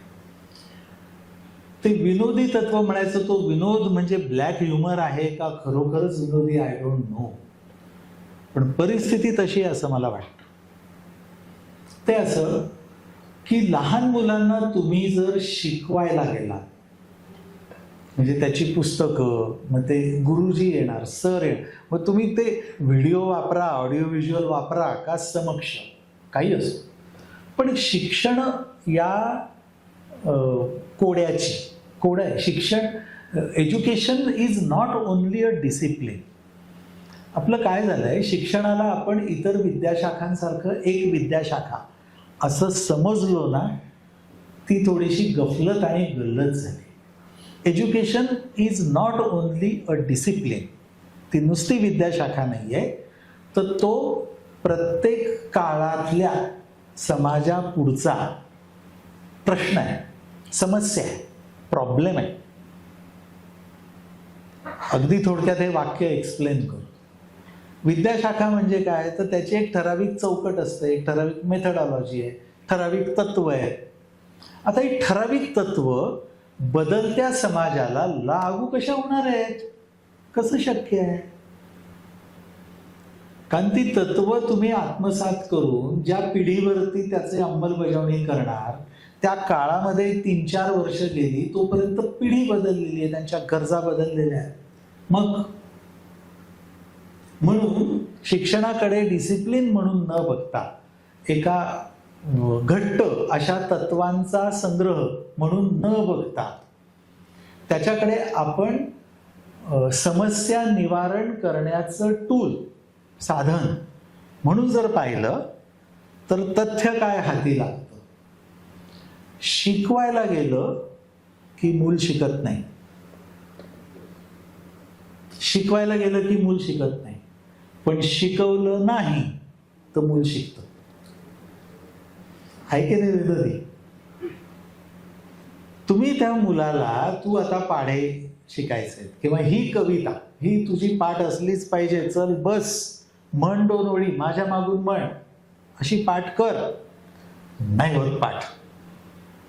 पण त्याच्या कानावरती कुठलं तरी गाणं जाऊ द्या बरं, सहज सहज. शिकवायचं नाहीये, हे शिकायचं नाहीये, हे त्याला पक्क माहिती असलं की ते शिकतं. म्हणजे मूल जर शिकायला पाहिजे असेल तर त्याला शिकवायला नको. मग आपल्याला मराठी भाषा शिकवायची असेल, मराठी शब्द शिकवायचे असतील तर ते शिकवायचे नाहीत. मग काय करायचं? You sed it, correct correct. मुलाला वाटलं नाही पाहिजे आपल्याला शिकवताय, त्याला कळलंच नाही पाहिजे. हे शक्य आहे? हे शक्य. मूल शिकतं कसं? नाहीतरी आजूबाजूचं बघून, ऐकून, नाही का, कानावर पडून. म्हणजे मूल शिकायचं असेल तर त्या मुलाच्या आजूबाजूचे घरातले जे लोक आहेत, समाजातले जे लोक आहेत, त्यांनी जर मराठी शब्द वापरले, मराठी भाषा वापरली, ती सतत त्या मुलाच्या कानावर पडली तर ते आपोआप शिकणार आहे. त्याला शिकवायला जाऊ नका. शिकवलं तर नाही शिकत. आता हे कसं करायचं? कारण हे करण्यामध्ये अडचणी आहेत. कारण आम्हालाच सवय लागलेली आहे, मराठी शब्द आम्हीच विसरत चाललो. किती शब्द गायब होत आहे, किती शब्द. तुम्ही एकदा गंमत म्हणून यादी करा बरं का. अगदी प्रत्येकाला सांगेल मी सहज गंमत म्हणून की लहानपणी ऐकलेले शब्द जे गेल्या 10 वर्षात नाहीच, कानावरच नाही आले, असे शब्द कोणते मराठी? करा बरं यादी. माहिती नाही किती होईल यादी. खूप आहेत असे शब्द, आपल्याला आठवतील. मग हे शब्द आवर्जून आपल्या आजूबाजूला जे कोणी मूल असेल, आपलंच असलं पाहिजे असं नाही, जे कोणी मूल असेल, तरुण असेल, असा शब्द आहे, त्याला काय हरकत आहे सांगायला, बोलायला, किंवा आपल्या बोलण्यात तो आणायला काय हरकत आहे? हे करतोय का आपण? नाही. मग अभिजात दर्जा मिळाला म्हणून कुणाचा तरी सत्कार करण्याची गरज काय आहे? ते करून काय साधताय? हे करा ना. मी जे पहिल्यापासून म्हणतोय की महाराष्ट्र कसा आहे, महाराष्ट्र असा आहे की तो कृतिशूर आहे. आम्ही करून दाखवतो, आम्ही बडबड नाही करत. आणि आता मराठी भाषा विभागाच्या माध्यमातून ठिकठिकाणी जाऊन हेच सांगण्याचा आमचा प्रयत्न चालला आहे. त्याला यश मिळणार याबद्दल शंका नाही आहे. मला तुमच्यापैकी काही लोकांच्या चेहऱ्यावरती एक गोंडस प्रश्नचिन्ह दिसत आहे आणि मी त्याच्याबद्दलच आता बोलणार आहे. ते प्रश्नचिन्ह आहे नवीन टेक्नॉलॉजी, मोबाईल, नाही का, AI. भाषेचं त्या काळात AIच्या आजच्या जमान्यात, मोबाईलच्या जमान्यात लहान मुलं तर मोबाईल हातात दिल्याशिवाय आमचा पिंटू खातच नाही हो. त्याच्या पोटात 2 घास जावे म्हणून आई प्रेमभराने त्याच्या हातात मोबाईल देते, त्याला पाहिजे ते लावून देते, गेम खेळतो किंवा कार्टून पाहतो, काहीतरी तर त्याच्या पोटात घास जातात, नाही तर जाणार नाही. आणि पोरगं उपाशी राहिलं तर आईचं हृदय कळवळतं. कळवळणार का नाही कळवळणार? ती त्याच्या हातात मोबाईल देणार. किंवा 4 पाहुणे आलेले आहेत, सगळे जेवत आहेत आणि पोरदंगा करतं, मग आईला असं वाटतं की मग तो शांत राहावा, काय करायचं? हे करतो ना मग, पण ह्याला पर्याय पण नाही. असं नाही केलं पुढे आमचं मूल मागे नाही का पडणार? कारण त्याच्या वयाचा अमुक तमुक ढमुक तो करतो तसं, त्याला तो मोबाईल लावता येतो, तो YouTube ऑन करू शकतो लहान मूल, असं सांगतात. ते पण स्किल आहे ना. आणि या सगळ्यापासून आपण पळून जाऊ शकणार आहे का? मगाशी मी बोललो की समस्येचं वर्णन करून समस्या सुटणार आहे का? म्हणजे मोबाईलमुळे होणारा त्रास, मोबाईलचे तोटे, याच्यावर समजा आपण 2 तास 4 तास 4 दिवस चर्चा जरी केली, प्रश्न सुटणार आहे का? नाही. म्हणजे आपल्याला उपाययोजनेवर बोलायला पाहिजे की नाही? तेच मी बोलणार आहे. मी प्रश्नावर बोलणार नाही, कारण ते आपल्या सगळ्यांना माहिती आहे. ठीक आहे.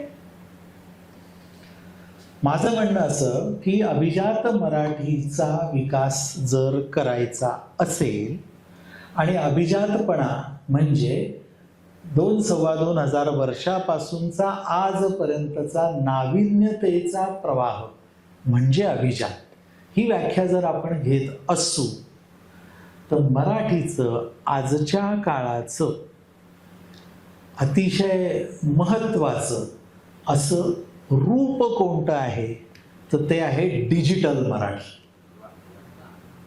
आणि या डिजिटल मराठीवरती जर आपण काम केलं सगळ्यांनी तर आपली भाषा ही खूप पुढे जाणार आहे.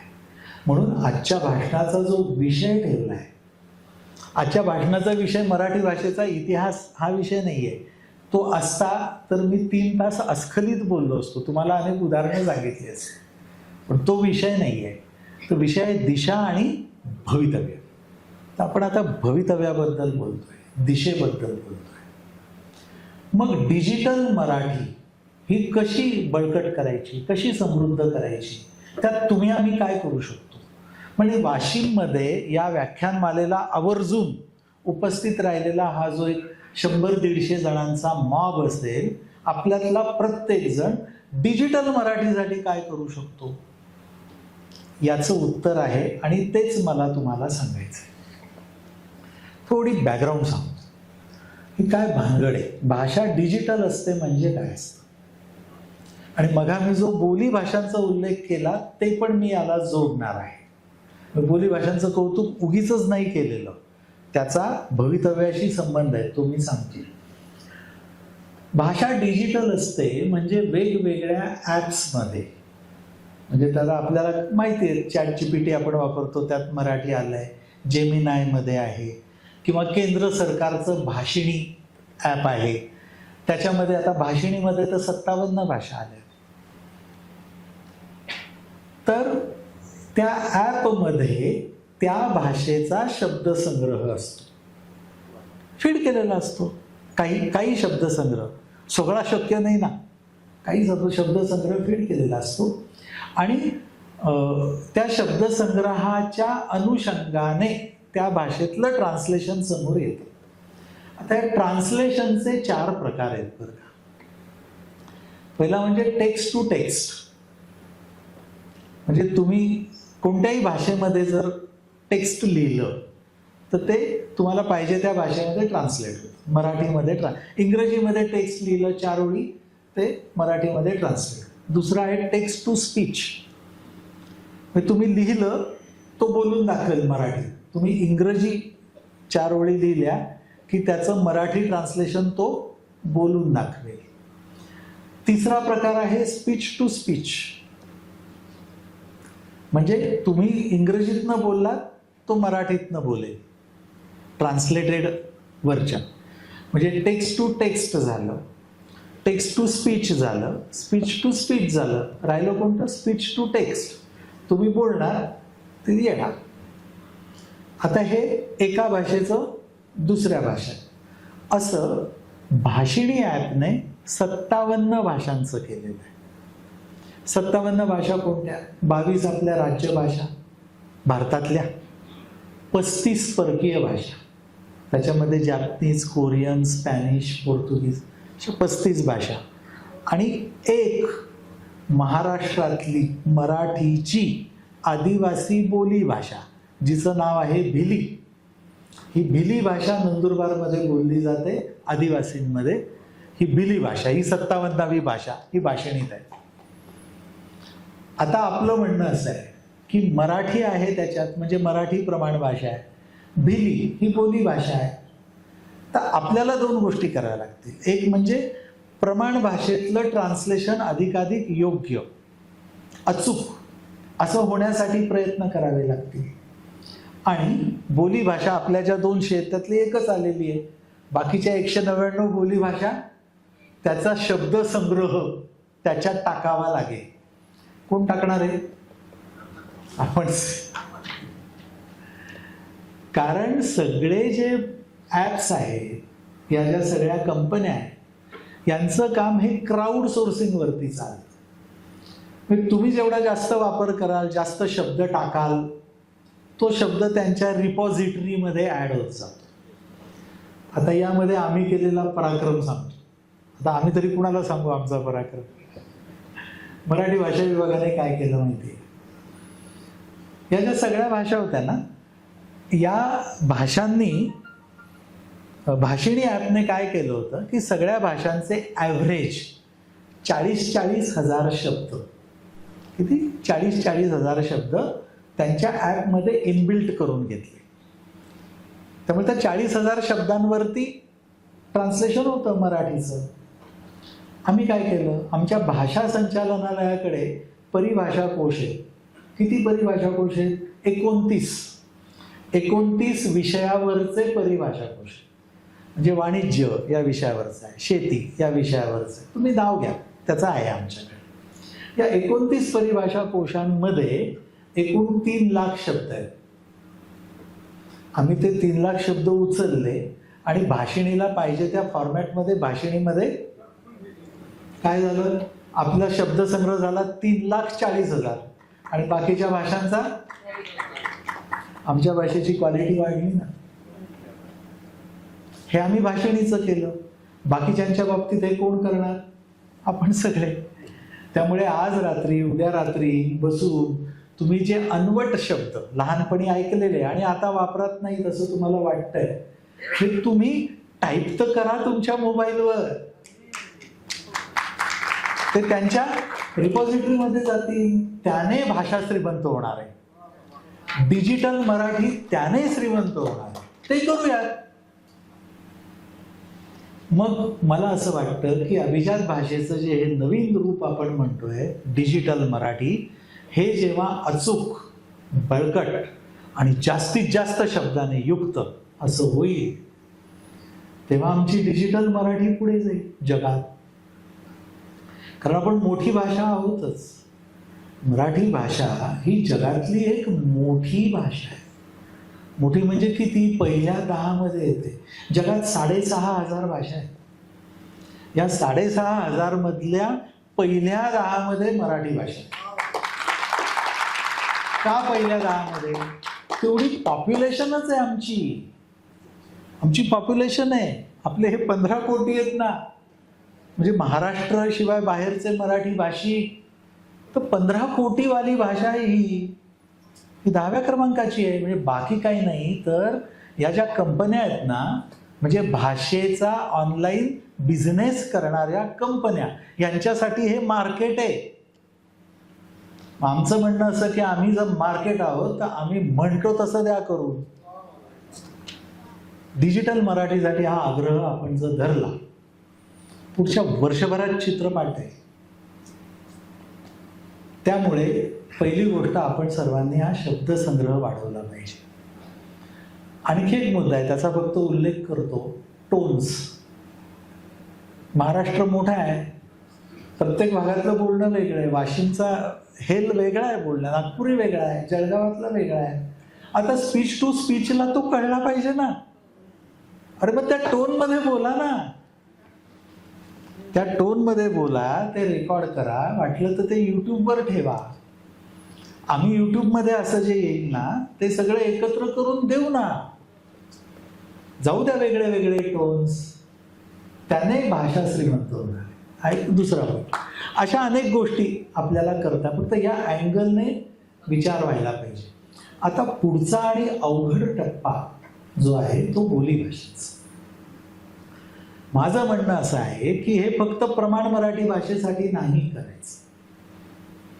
बोली भाषांचे शब्द जेव्हा आपण इन्क्लूड करत जाऊ, जशी भिली भाषा आली भाषणीमध्ये, तशी जेमिनायमध्ये येऊ द्या ना बंजारा भाषा. काय हरकत आहे? आपल्या 200 भाषा यायला पाहिजे मराठीच्या. शक्य आहे, शक्य आहे. तुम्ही त्या त्या बोली भाषेतले शब्द, त्या बोली भाषेचा उल्लेख करून आणि त्या बोली भाषेमध्ये कन्व्हर्सेशन, काय हरकत आहे करायला? आपण सुरू करून देऊ. बाकीचे लोक मागे आहेत बरं का आपल्या, कारण आपण मराठी पाऊलच पुढे. आता काय करायचं त्याला? आपण हे जर करू शकलो तर it will be great achievement. Having said this, म्हणजे हे मुद्दे सांगितल्यानंतर एका जरा वेगळ्या मुद्द्याकडे मी लक्ष तुमचं वेधणार आहे. मी तुम्हाला असं म्हटलं की जगात 6,500 भाषा आहेत. भाषा आहेत म्हणजे ज्याला आपण अधिकृत भाषा म्हणतो, अशा 6,500 आहेत. बोली भाषा खूप आहे. जगामध्ये बोली भाषांची संख्या खूप आहे आणि त्यातल्या कित्येक बोली भाषा दररोज एक बोली भाषा मरते आहे, कारण ती बोली भाषा बोलणारी लोक संपतात. महाराष्ट्राच्या ज्या 200 बोली भाषा आहेत त्याच्यातही काही बोली भाषा अशा आहेत की ज्या संपण्याची शक्यता आहे. उदाहरणार्थ पांगुळ ही बोली भाषा 300 लोक आहेत आत्ता बोलणारे. अशा भाषांवरती आम्ही आधी लक्ष देतोय, ते आधी करायला पाहिजे. नाहीतर काय होतं माहिती आहे का, गव्हर्नमेंटच्या स्कीम्समध्ये सुद्धा, म्हणजे मी सकाळी एका मीटिंगमध्ये तो शब्द वापरला की आपलं काय होतं, बोली भाषांवरती काम करायचं ना, तर ज्या बलाढ्य बोली भाषा आहेत अशा 7-8 बोली भाषांवरती काम करायचं आणि स्वतःची पाठ ठोकून घ्यायची, आम्ही बोली भाषांवर काम. पण ज्या नाजूक अवस्थेत आहेत त्यांच्यावर आधी काम करायला पाहिजे ना. म्हणून आम्ही 200 पैकी 80च बोली भाषा आतापर्यंत गोळा करू शकलो. पुढच्या 3-4 महिन्यामध्ये आम्ही उरलेल्या बोली भाषांच्या अभ्यासकांना गोळा करून त्यातल्या नाजूक अवस्थेतल्या बोली भाषा कोणत्या त्याचं काम आधी करणार आहोत. मग आमची पाठ कुणी नाही थोपटली तरी चालेल. याला धोरण म्हणायला पाहिजे ना. मराठी भाषा विभागाचं हे धोरण आहे, आम्ही असं करणार. तर जगातल्या या 6,500 भाषा झाल्या. भारतामध्ये आपला जो सेन्सस आता चालू आहे त्या सेन्ससमध्ये सुद्धा काही भाषांची नोंदणी होते. मागच्या सेन्ससमध्ये जवळपास 1900 बोली भाषांची माहिती देण्यात आली. पण त्यातल्या काही बोली भाषा या थोड्याच वेगळ्या असल्यामुळे शेजारच्या मोठ्या बोली भाषेत ती मर्ज करून 1100च्या आसपास बोली भाषा आहेत. असं गृहीत धरण्यात आलं. या 1100 बोलीभाषांचं बायफर्केशन 99 प्रमुख गटांमध्ये करण्यात आलं आणि सेन्सस रिपोर्टमध्ये या 99 गटांचा उल्लेख केलेला आहे. या 99 गटातल्याच अर्थातच 22 आपल्या राजभाषा ज्याचा घटनेच्या परिशिष्टात उल्लेख केला आहे. आधी 16 होत्या, आता 22 वर आलो. आणि या 22 मधल्या 9 भाषा या अभिजात भाषा ठरल्या आणि 2 भाषा संस्कृत आणि प्राकृत या 2 भाषा कुठल्याही राज्याची भाषा नाहीये तरी त्यांना अभिजात दर्जा मिळाला. अशा त्या 11 भाषा. आता आपलं म्हणणं असं आहे मराठी म्हणून की एका अर्थी ही एक उतरंड तयार झाली. म्हणजे 11 अभिजात भाषांमध्ये मराठी भाषा आहे म्हणजे मराठी प्रमाण भाषा आहे असं म्हणून केंद्र सरकार जो निधी देईल तो फक्त प्रमाण भाषेला आम्ही जर खर्च केला तर ते योग्य नाही. म्हणून मराठी भाषा ही नुसती एक भाषा नसून ते मराठी भाषा कुल आहे आणि या मराठी भाषा कुलामध्ये या 200 बोली नांदत आहेत. आता प्रश्न असा येतो, या 200 बोली या मराठी भाषेच्या फांद्या आहेत का नाहीत? हा मुद्दा मी मांडला होता नाशिकच्या बोलण्यात. तर बोली भाषा या प्रमाण मराठी भाषेच्या फांद्या नाहीत तर ते मूळ आहे आणि त्यामुळे या मुळांचा अभ्यास करणं हे अतीव गरजेचं आहे. आणि म्हणून अभिजात मराठीच्या सगळ्या उपक्रमांमध्ये आम्ही बोली भाषांवरती भर देतोय जे इतर कुठल्या राज्याने हे धोरण घेतलेलं नाहीये. याच्यामध्ये काही अडचणी येण्याची शक्यता आहे. पण मग आम्ही म्हटलं तसं आपण सर्वांनी जोर लावला तर आपण अडचणी दूर करू आणि हे जे ठरवलंय या धोरणाच्या दिशेने आपण पुढे जाऊ शकतो. कित्येकदा असं होतं की भाषेबद्दल चांगलं चांगलं गोड गोड बोलायचं, चांगली म्हणजे भाषण चांगलं द्यायचं, एखादी काव्यपंक्ती उद्धृत करायची आणि आपण भाषेबद्दल किती मोठं काम केलं असं समजायचं. या ट्रॅपपासून आपण लांब राहूयात. भाषेसाठीचं काम म्हणजे आजूबाजूच्या मुलांशी मराठी बोलायचं, आपल्यापुरती यादी करायची हरवत चाललेल्या शब्दांची आणि जेव्हा आठवेल तेव्हा तो ॲड करत जायचा. त्याचा कदाचित संग्रह प्रसिद्ध करता येईल. त्याचे अर्थ वाशिम जिल्ह्यातल्या वाशिम शहरातल्या नागरिकांना हे मराठी शब्द हरवत चाललेले आहेत असं वाटतंय. त्याचं कलेक्शन आम्ही प्रसिद्ध केलं आणि ठेवलं आमच्या ग्रंथालयामध्ये. कोण अडवत आहे? असं काम प्रत्येक जिल्ह्याने प्रत्येक शहराने करायला काय हरकत आहे? हे मूलभूत काम आहे. पण मग आम्ही म्हटलं तसं काहीतरी टाळीबाज बोलायचं, काहीतरी भपकेबाज सांगायचं आणि आमची एकूणच मनोवस्था अशी झालेली आहे की आम्हाला व्हिजिबल लागतं, काहीतरी दिसलं पाहिजे. म्हणजे बिल्डिंग कशी छान दिसली पाहिजे, भले ती स्वच्छ नसली तरी चालते, दिसायला छान पाहिजे, दिखाऊ पाहिजे. हे महाराष्ट्राची वृत्ती ही नाही. आपण दिखाऊ वृत्तीचे नाही आहोत. तर आपण भाषा तुम्हाला कधीच दिसणार नाहीये. तुम्हाला भाषेची इमारत, भाषेच्या विटा असं नाही दिसणार आहे. हे आपलं अदृश्य इनविजिबल असं हेरिटेज आहे, आपला वारसा आहे. हेरिटेजमध्ये मी आता सांस्कृतिक कार्य विभागाचा पण सचिव, हा प्रॉब्लेम येतो नेहमी. हेरिटेज कॉन्झर्वेशन किंवा हेरिटेजचं आपल्याला काहीतरी वारशाचं जतन करायचं की चर्चा कशाची सुरू होते? आमच्या गावात वेस आहे ती पडलेली, आमच्या गावात जुनं मंदिर आहे त्याची परिस्थिती, आपण त्याच्याबद्दल बोलतो.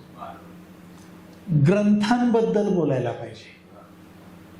आमच्या गावात किती हस्तलिखित, आता कलेक्टर साहेबांशी माझं बोलणं झालंय, CO साहेबांशी झालं. आमचा जो ज्ञान भारतम म्हणून एक उपक्रम आहे त्याच्यात आपल्याकडची हस्तलिखित त्याची नोंद करायची.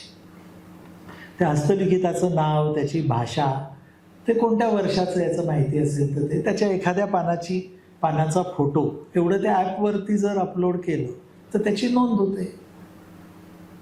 मग घराघरात अनेक गावांमध्ये एखाद्या घरात एखादी पोथी असेल ती अपलोड करा, कुणालाही ते ॲप वापरता येतं. ज्ञान भारतम असं त्या ॲपचं नाव आहे. तेवढं टाईप करा, ॲप ओपन करा आणि त्याच्यामध्ये आपल्याला माहिती असलेली पोथी एंटर तर करा. हे सांभाळायला नको का? त्याचं कारण असं की हे जर नाही ना केलं तर कित्येक आपल्या पोथ्या, कित्येक आपले पारंपरिक असा ग्रंथसंग्रह हस्तलिखित हा बंबाला सरपण नाही म्हणून बंबात टाकला गेलेला आहे, नष्ट झालेला आहे. कारंजामध्ये इतके सुंदर वाडे होते, लाकडी वाडे होते, आता त्या वाड्यांच्या जागी बिल्डिंग दिसत आहेत. त्यातलं लाकूड गेलो कुठे? वारसा संपत चाललाय. मग आम्ही नक्की कसं वागायचंय? आम्ही काय करायचंय? आम्ही डोळसपणे वागायचंय की नाही? तर आत्ताचा जो सगळा हा दिखाऊपणाचा माहोल आहे, या माहोलच्या ट्रॅपमध्ये न अडकता जेन्युइन वर्क आपण करूयात, भाषेसाठी करूयात. डिजिटल मराठीची कन्सेप्ट मी आपल्या पुढे मांडण्याचा प्रयत्न केला आहे, त्या दिशेने पुढे जाऊयात. माय मराठीची जी ताकद आहे ना ती अचाट आहे. म्हणजे मराठीबद्दल बोलू तेवढं करू. किती वैशिष्ट्य आहेत, किती सांगावीत वैशिष्ट्य. म्हणजे आम्ही 10वी मोठी भाषा आहोत ही एक भाग झाला, पण जगामध्ये विश्वकोश असलेल्या भाषा किती आहेत? 40 ते 50. त्यात मराठी आहे. 6,500 भाषांपैकी ज्या भाषांमध्ये एन्सायक्लोपीडिया तयार झाला, विश्वकोश तयार झाला, अशी आमची मराठी भाषा आहे. अशी दुसरी कुठली भाषा आहे ज्याच्यामध्ये 400 दिवाळी अंक गेल्या 100 वर्षापासून प्रसिद्ध होत आहे? कुठेच नाही जगभरात, कुठेच नाही. आमच्याकडे ती परंपरा आहे. आमच्याकडे 100 वर्ष झाली. 1908 साली पहिला कार्ल मित्र यांनी मनोरंजन नावाचा दिवाळी अंक लिहिला, सुरू केला. आज रोजी त्याला आता 100 वर्ष होऊन गेली कधीच, आजही 400 दिवाळी अंक निघतात आणि एकही वर्ष खंड नाही. आणि ही शासकीय अधिकारी कर्मचाऱ्यांनी आयोजित केलेली व्याख्यानमाला आहे.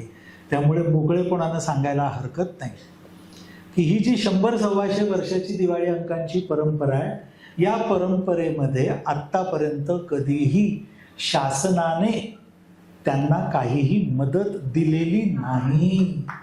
समाजाने केलेलं काम आहे ते त्याला सलाम आहे. म्हणजे आता आम्ही विचार करतोय हे सोडा, म्हणजे शासनाने मदत केली नाही म्हणूनच ती टिकली की काय? तर या विचाराला छेद देण्याचा आमचा प्रयत्न आहे. शासनाचं काम काय आहे? शासनाचं काम कॅटलिस्ट आहे, विशेषतः भाषेच्या बाबतीत. भाषा कोण ठरवतो? भाषा कशी असावी हा निर्णय कोण घेतं? शासन नाही घेत. कारण शासन व्यवस्था अस्तित्वात आली ना त्याच्या आधीपासून भाषा. शासन नवीन आहे. शासन काय सांगणार आहे तुम्हाला? भाषा अशी अशी पाहिजे हे समजा शासनाने ठरवलं, काय फरक पडणार आहे? समाज ठरवेल ती भाषा होणार आहे. त्याच्यामुळे म्हणजे लोकशाहीचं तत्व अनादी काळापासून पाळलेली म्हणजे भाषा आहे. भाषेकडून शिकलं पाहिजे लोकशाहीचं तत्व. त्यामुळे गव्हर्नमेंटची भूमिका काय असणार? मराठी भाषा विभागाची भूमिका काय असणार? We are catalyst. आम्ही फक्त फॅसिलिटेट करू. करणार कोण आहे? समाज. आम्ही काही फारसं करू शकणार नाही. गव्हर्नमेंट फारसं करू, भाषेच्या बाबतीत गव्हर्नमेंट फारसं काही करू शकत नाही. म्हणजे मराठी शाळा जर बंद पडत असतील तर त्याबाबत गव्हर्नमेंट काही गोष्टी करू शकेल, पण खरं काम करायचं आहे ते समाज. पण आता अलीकडे काय झालंय, समाजामध्ये अशी वृत्ती वाढलेली आहे की गव्हर्नमेंटवरती टीका करायची. म्हणजे समाजाचं जे काम आहे ते समाजाने न करता ते गव्हर्नमेंटने केलं नाही असं म्हणायचं, खापर फोडायचं. ही वृत्ती वाढलेली दिसते आहे. पण ही जबाबदारी समाजाची आहे, समाजाने जबाबदारी घ्यायला पाहिजे. आणि अगदी खरं सांगू का, ही व्याख्यानमाला त्याचंच उदाहरण आहे. व्याख्यानमाला चालवणं कुणाची जबाबदारी आहे? समाजाची आहे. समाज करत नाही, व्याख्यानमाला बंद पडतायत. आणि अशा काळामध्ये जर व्याख्यानमालांना ऊर्जित अवस्था आणायची असेल, हे जे कल्चर आहे की काही लोक बसून ऐकतात, एक कुणीतरी एका विषयावरती सविस्तर मांडणी करतो.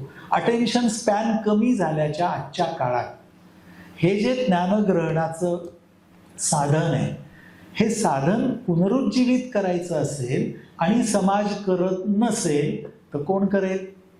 शासन करेल. आणि ते इथे केलेलं आहे. तुम्ही सगळे अभिनंदनास पात्र आहात. हरून चालणार नाही, थकून चालणार नाही, हे शक्य नाही असं म्हणून चालणार नाही. ज्योतीने ज्योत लागते हे आपल्याला ज्ञानेश्वरांपासून सगळ्यांनी सांगितलं. आणि मराठी माणूस हा हट्टी असतो, भयंकर. आणि हे मी नाही म्हणत, हे इसवी सन 780 मध्ये एक ग्रंथ प्रकाशित झाला, उद्योतन सुरी नावाच्या लेखकाने लिहिलेला. त्याने मराठी माणसाचं वर्णन केलंय. त्या वर्णनात त्याने हे लिहिलेलं आहे. तो काय म्हणतो? मराठी माणूस म्हणजे सावळ्या वर्णाचा, धट्टमुट्ट म्हणजे बळकट बांध्याचा, मेहनती असं तो म्हणतो. पुढे तो म्हणतो सहनशील, आणि त्याच्या पुढे तो म्हणतो कलहशील. आता सहनशील आणि कलहशील एकच समाज कसा काय असेल बा? पण मराठी समाज आहे. मराठी समाज कसा सहनशीलपणे कलहशील आहे? आधी तो सहन करतो, सहन करताना विचार करतो, आणि विचार करून मग जे पटतं ना त्याच्यासाठी तो कलह करतो. मराठी माणसाचं आहे. हा महाराष्ट्र आहे. आणि तो नवीन विचारांना, वेगळ्या विचारांना घाबरत नाही. तो बोलतो, तो खुलेपणा आहे. तर ही सगळी आपली परंपरा आपण सगळ्यांनी मिळून जर जपली तर मला अशी खात्री आहे की मराठी भाषेची, अभिजात भाषेची दिशा आणि भवितव्य हे निश्चितपणे उज्ज्वल आहे. हे तुम्हाला अतिशय उच्च रवामध्ये सांगण्याची संधी मला तुम्ही सर्वांनी दिली. धन्यवाद.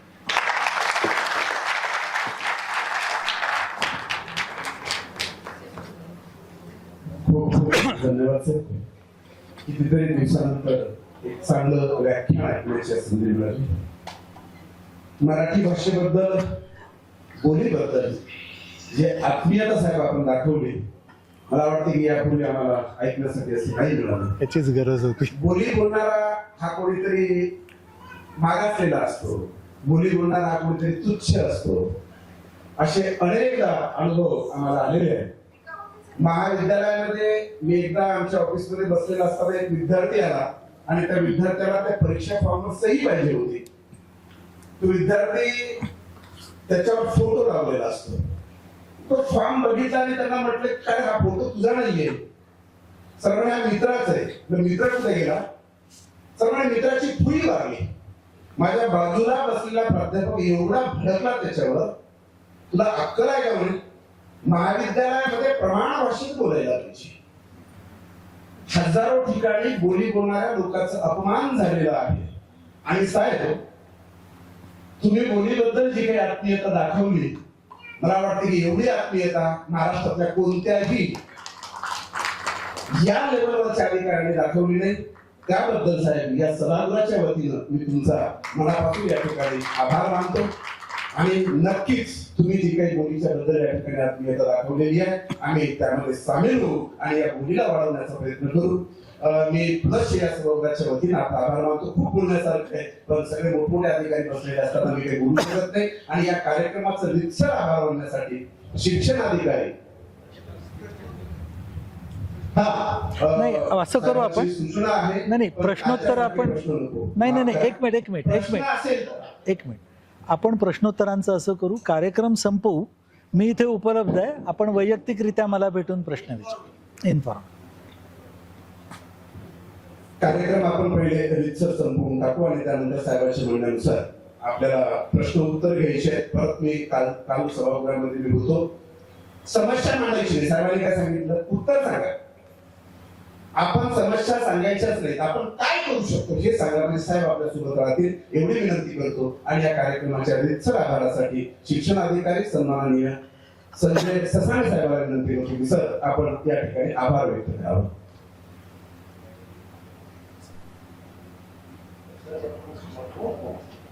डायरेक्ट आवाज सुरू करतो. आपण 5ही दिवस वेगवेगळ्या पद्धतीने हे सर्व ऐकत आहोत.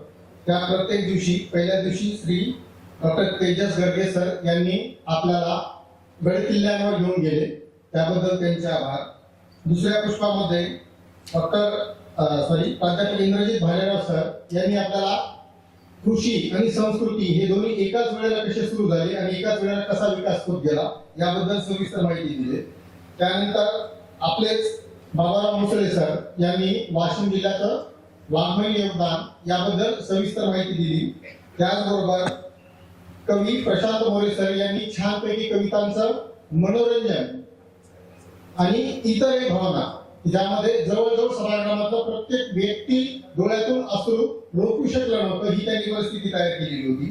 त्यानंतर नव्या काळाच्या संदर्भातून आनंदही पालकत्व हे ताईंनी काल आपल्या समोर मांडलेलं आहे आणि काल त्यावर छान चर्चा झाली. आज सरांकडून मराठी भाषेत जो आपला नेहमीच आपण त्यावर बोलतो ते आपल्याला सर्व ऐकायला मिळालं. या सर्वच वक्त्यांचे वाशिमकरांच्या वतीने शतशः आभार. आता थोडं बाजूला येऊया, कारण यावर असा विचार वेळ आलेली आहे. असं म्हणतात नेहमी की वाईट माणसं वाईट वागतात, यात वाईट काहीच नाही, कारण ते मुळातच वाईट असतात. ते इतरांना वाईट करायचा प्रयत्न करतात. त्याचं एक साधं उदाहरण आपण नेहमी देत असतो. उदाहरण वाईट आहे ते व्यासपीठावरून येत देऊ नये, तरी पण जाणीवपूर्वक देत आहे. सहज अनोळखी व्यक्ती सुद्धा एखादा तास 2 तास सहज बोलतात आणि त्यांना दोघांना लक्षात येते की दोघं जण ते ड्रिंक करणारे आहेत, तर ते सहज शेवट समारोप कशाने करतात? हा, चला आज बसू. बरोबर आहे, काहीच वेळ नसतो, ओळख झालेली असती, पण ती त्या पद्धतीनं जातात.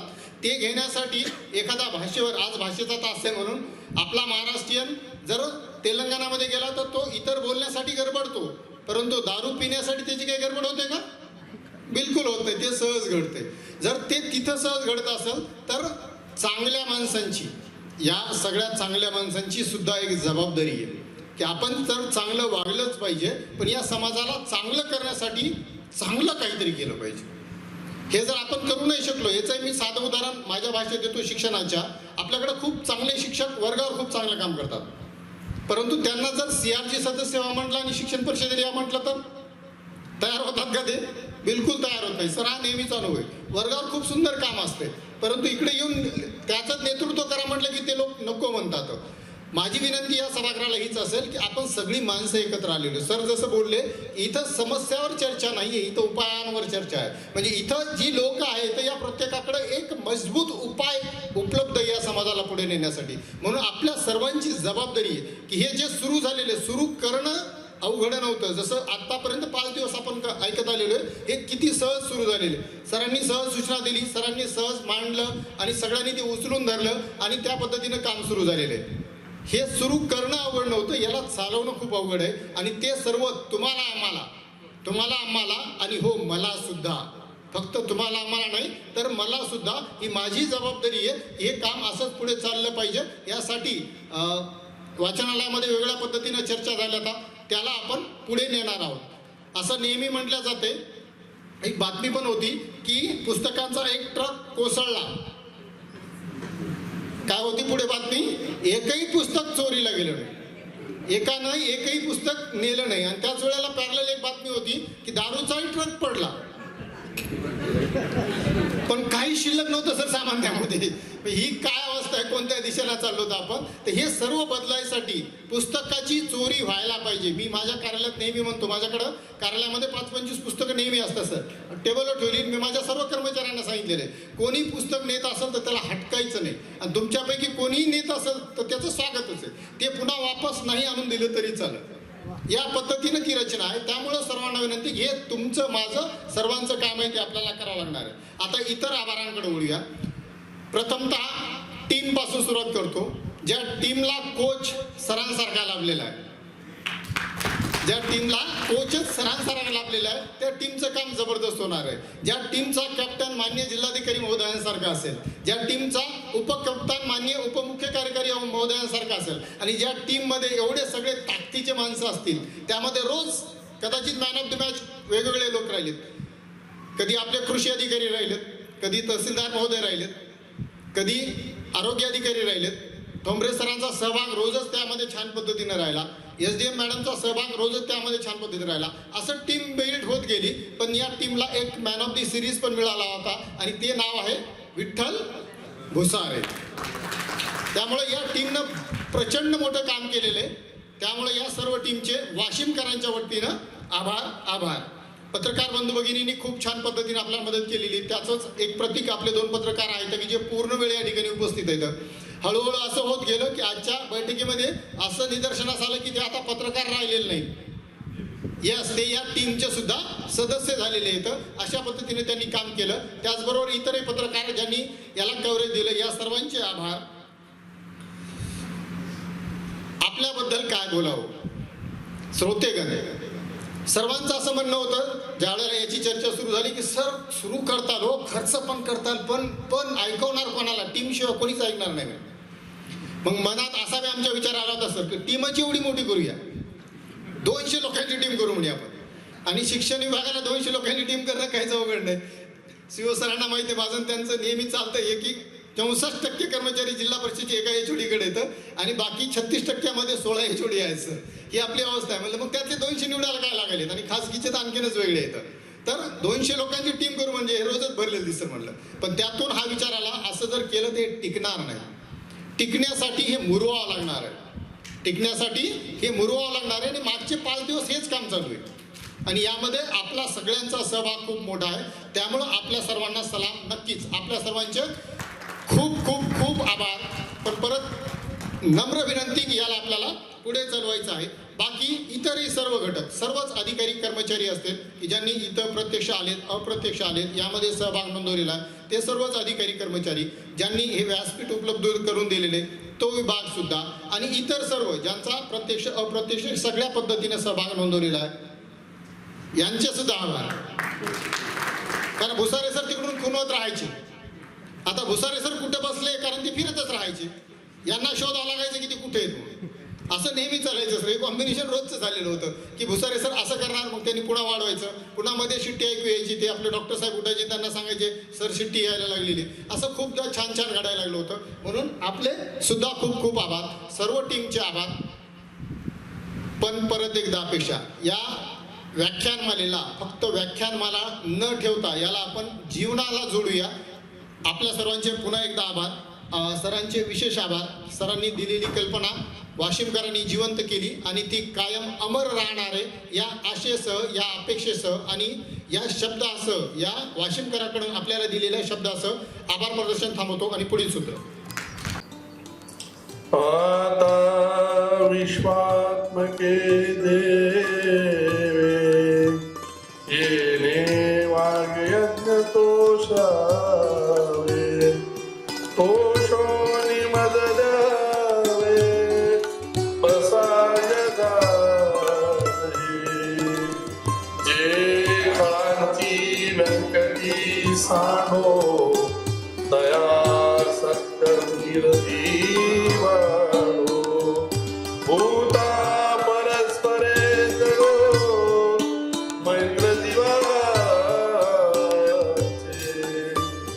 दुरितांचे तिमिरता विश्व स्वधर्म सूर्य पाहो, जो देवांची तो ते राहो प्राणीदा वर्षात सकळ मंगळी ईश्वर निष्ठाची मांदी आहे, अनवरत भूमंडळी भेट तूया होता, चला कल्पतरुचे अरव चेतना चिंतामणीचे गाव, बोलते जय अर्णव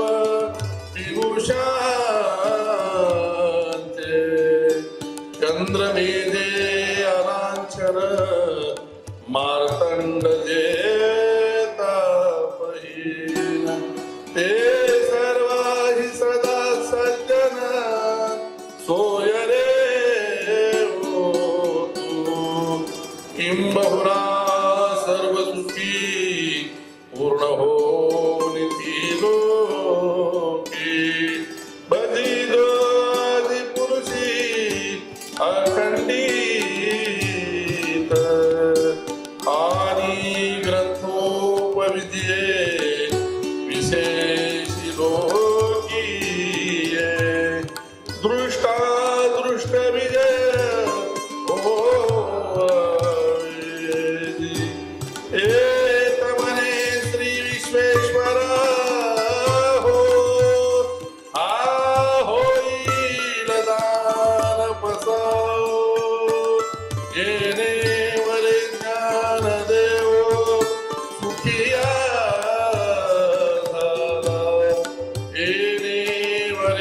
मा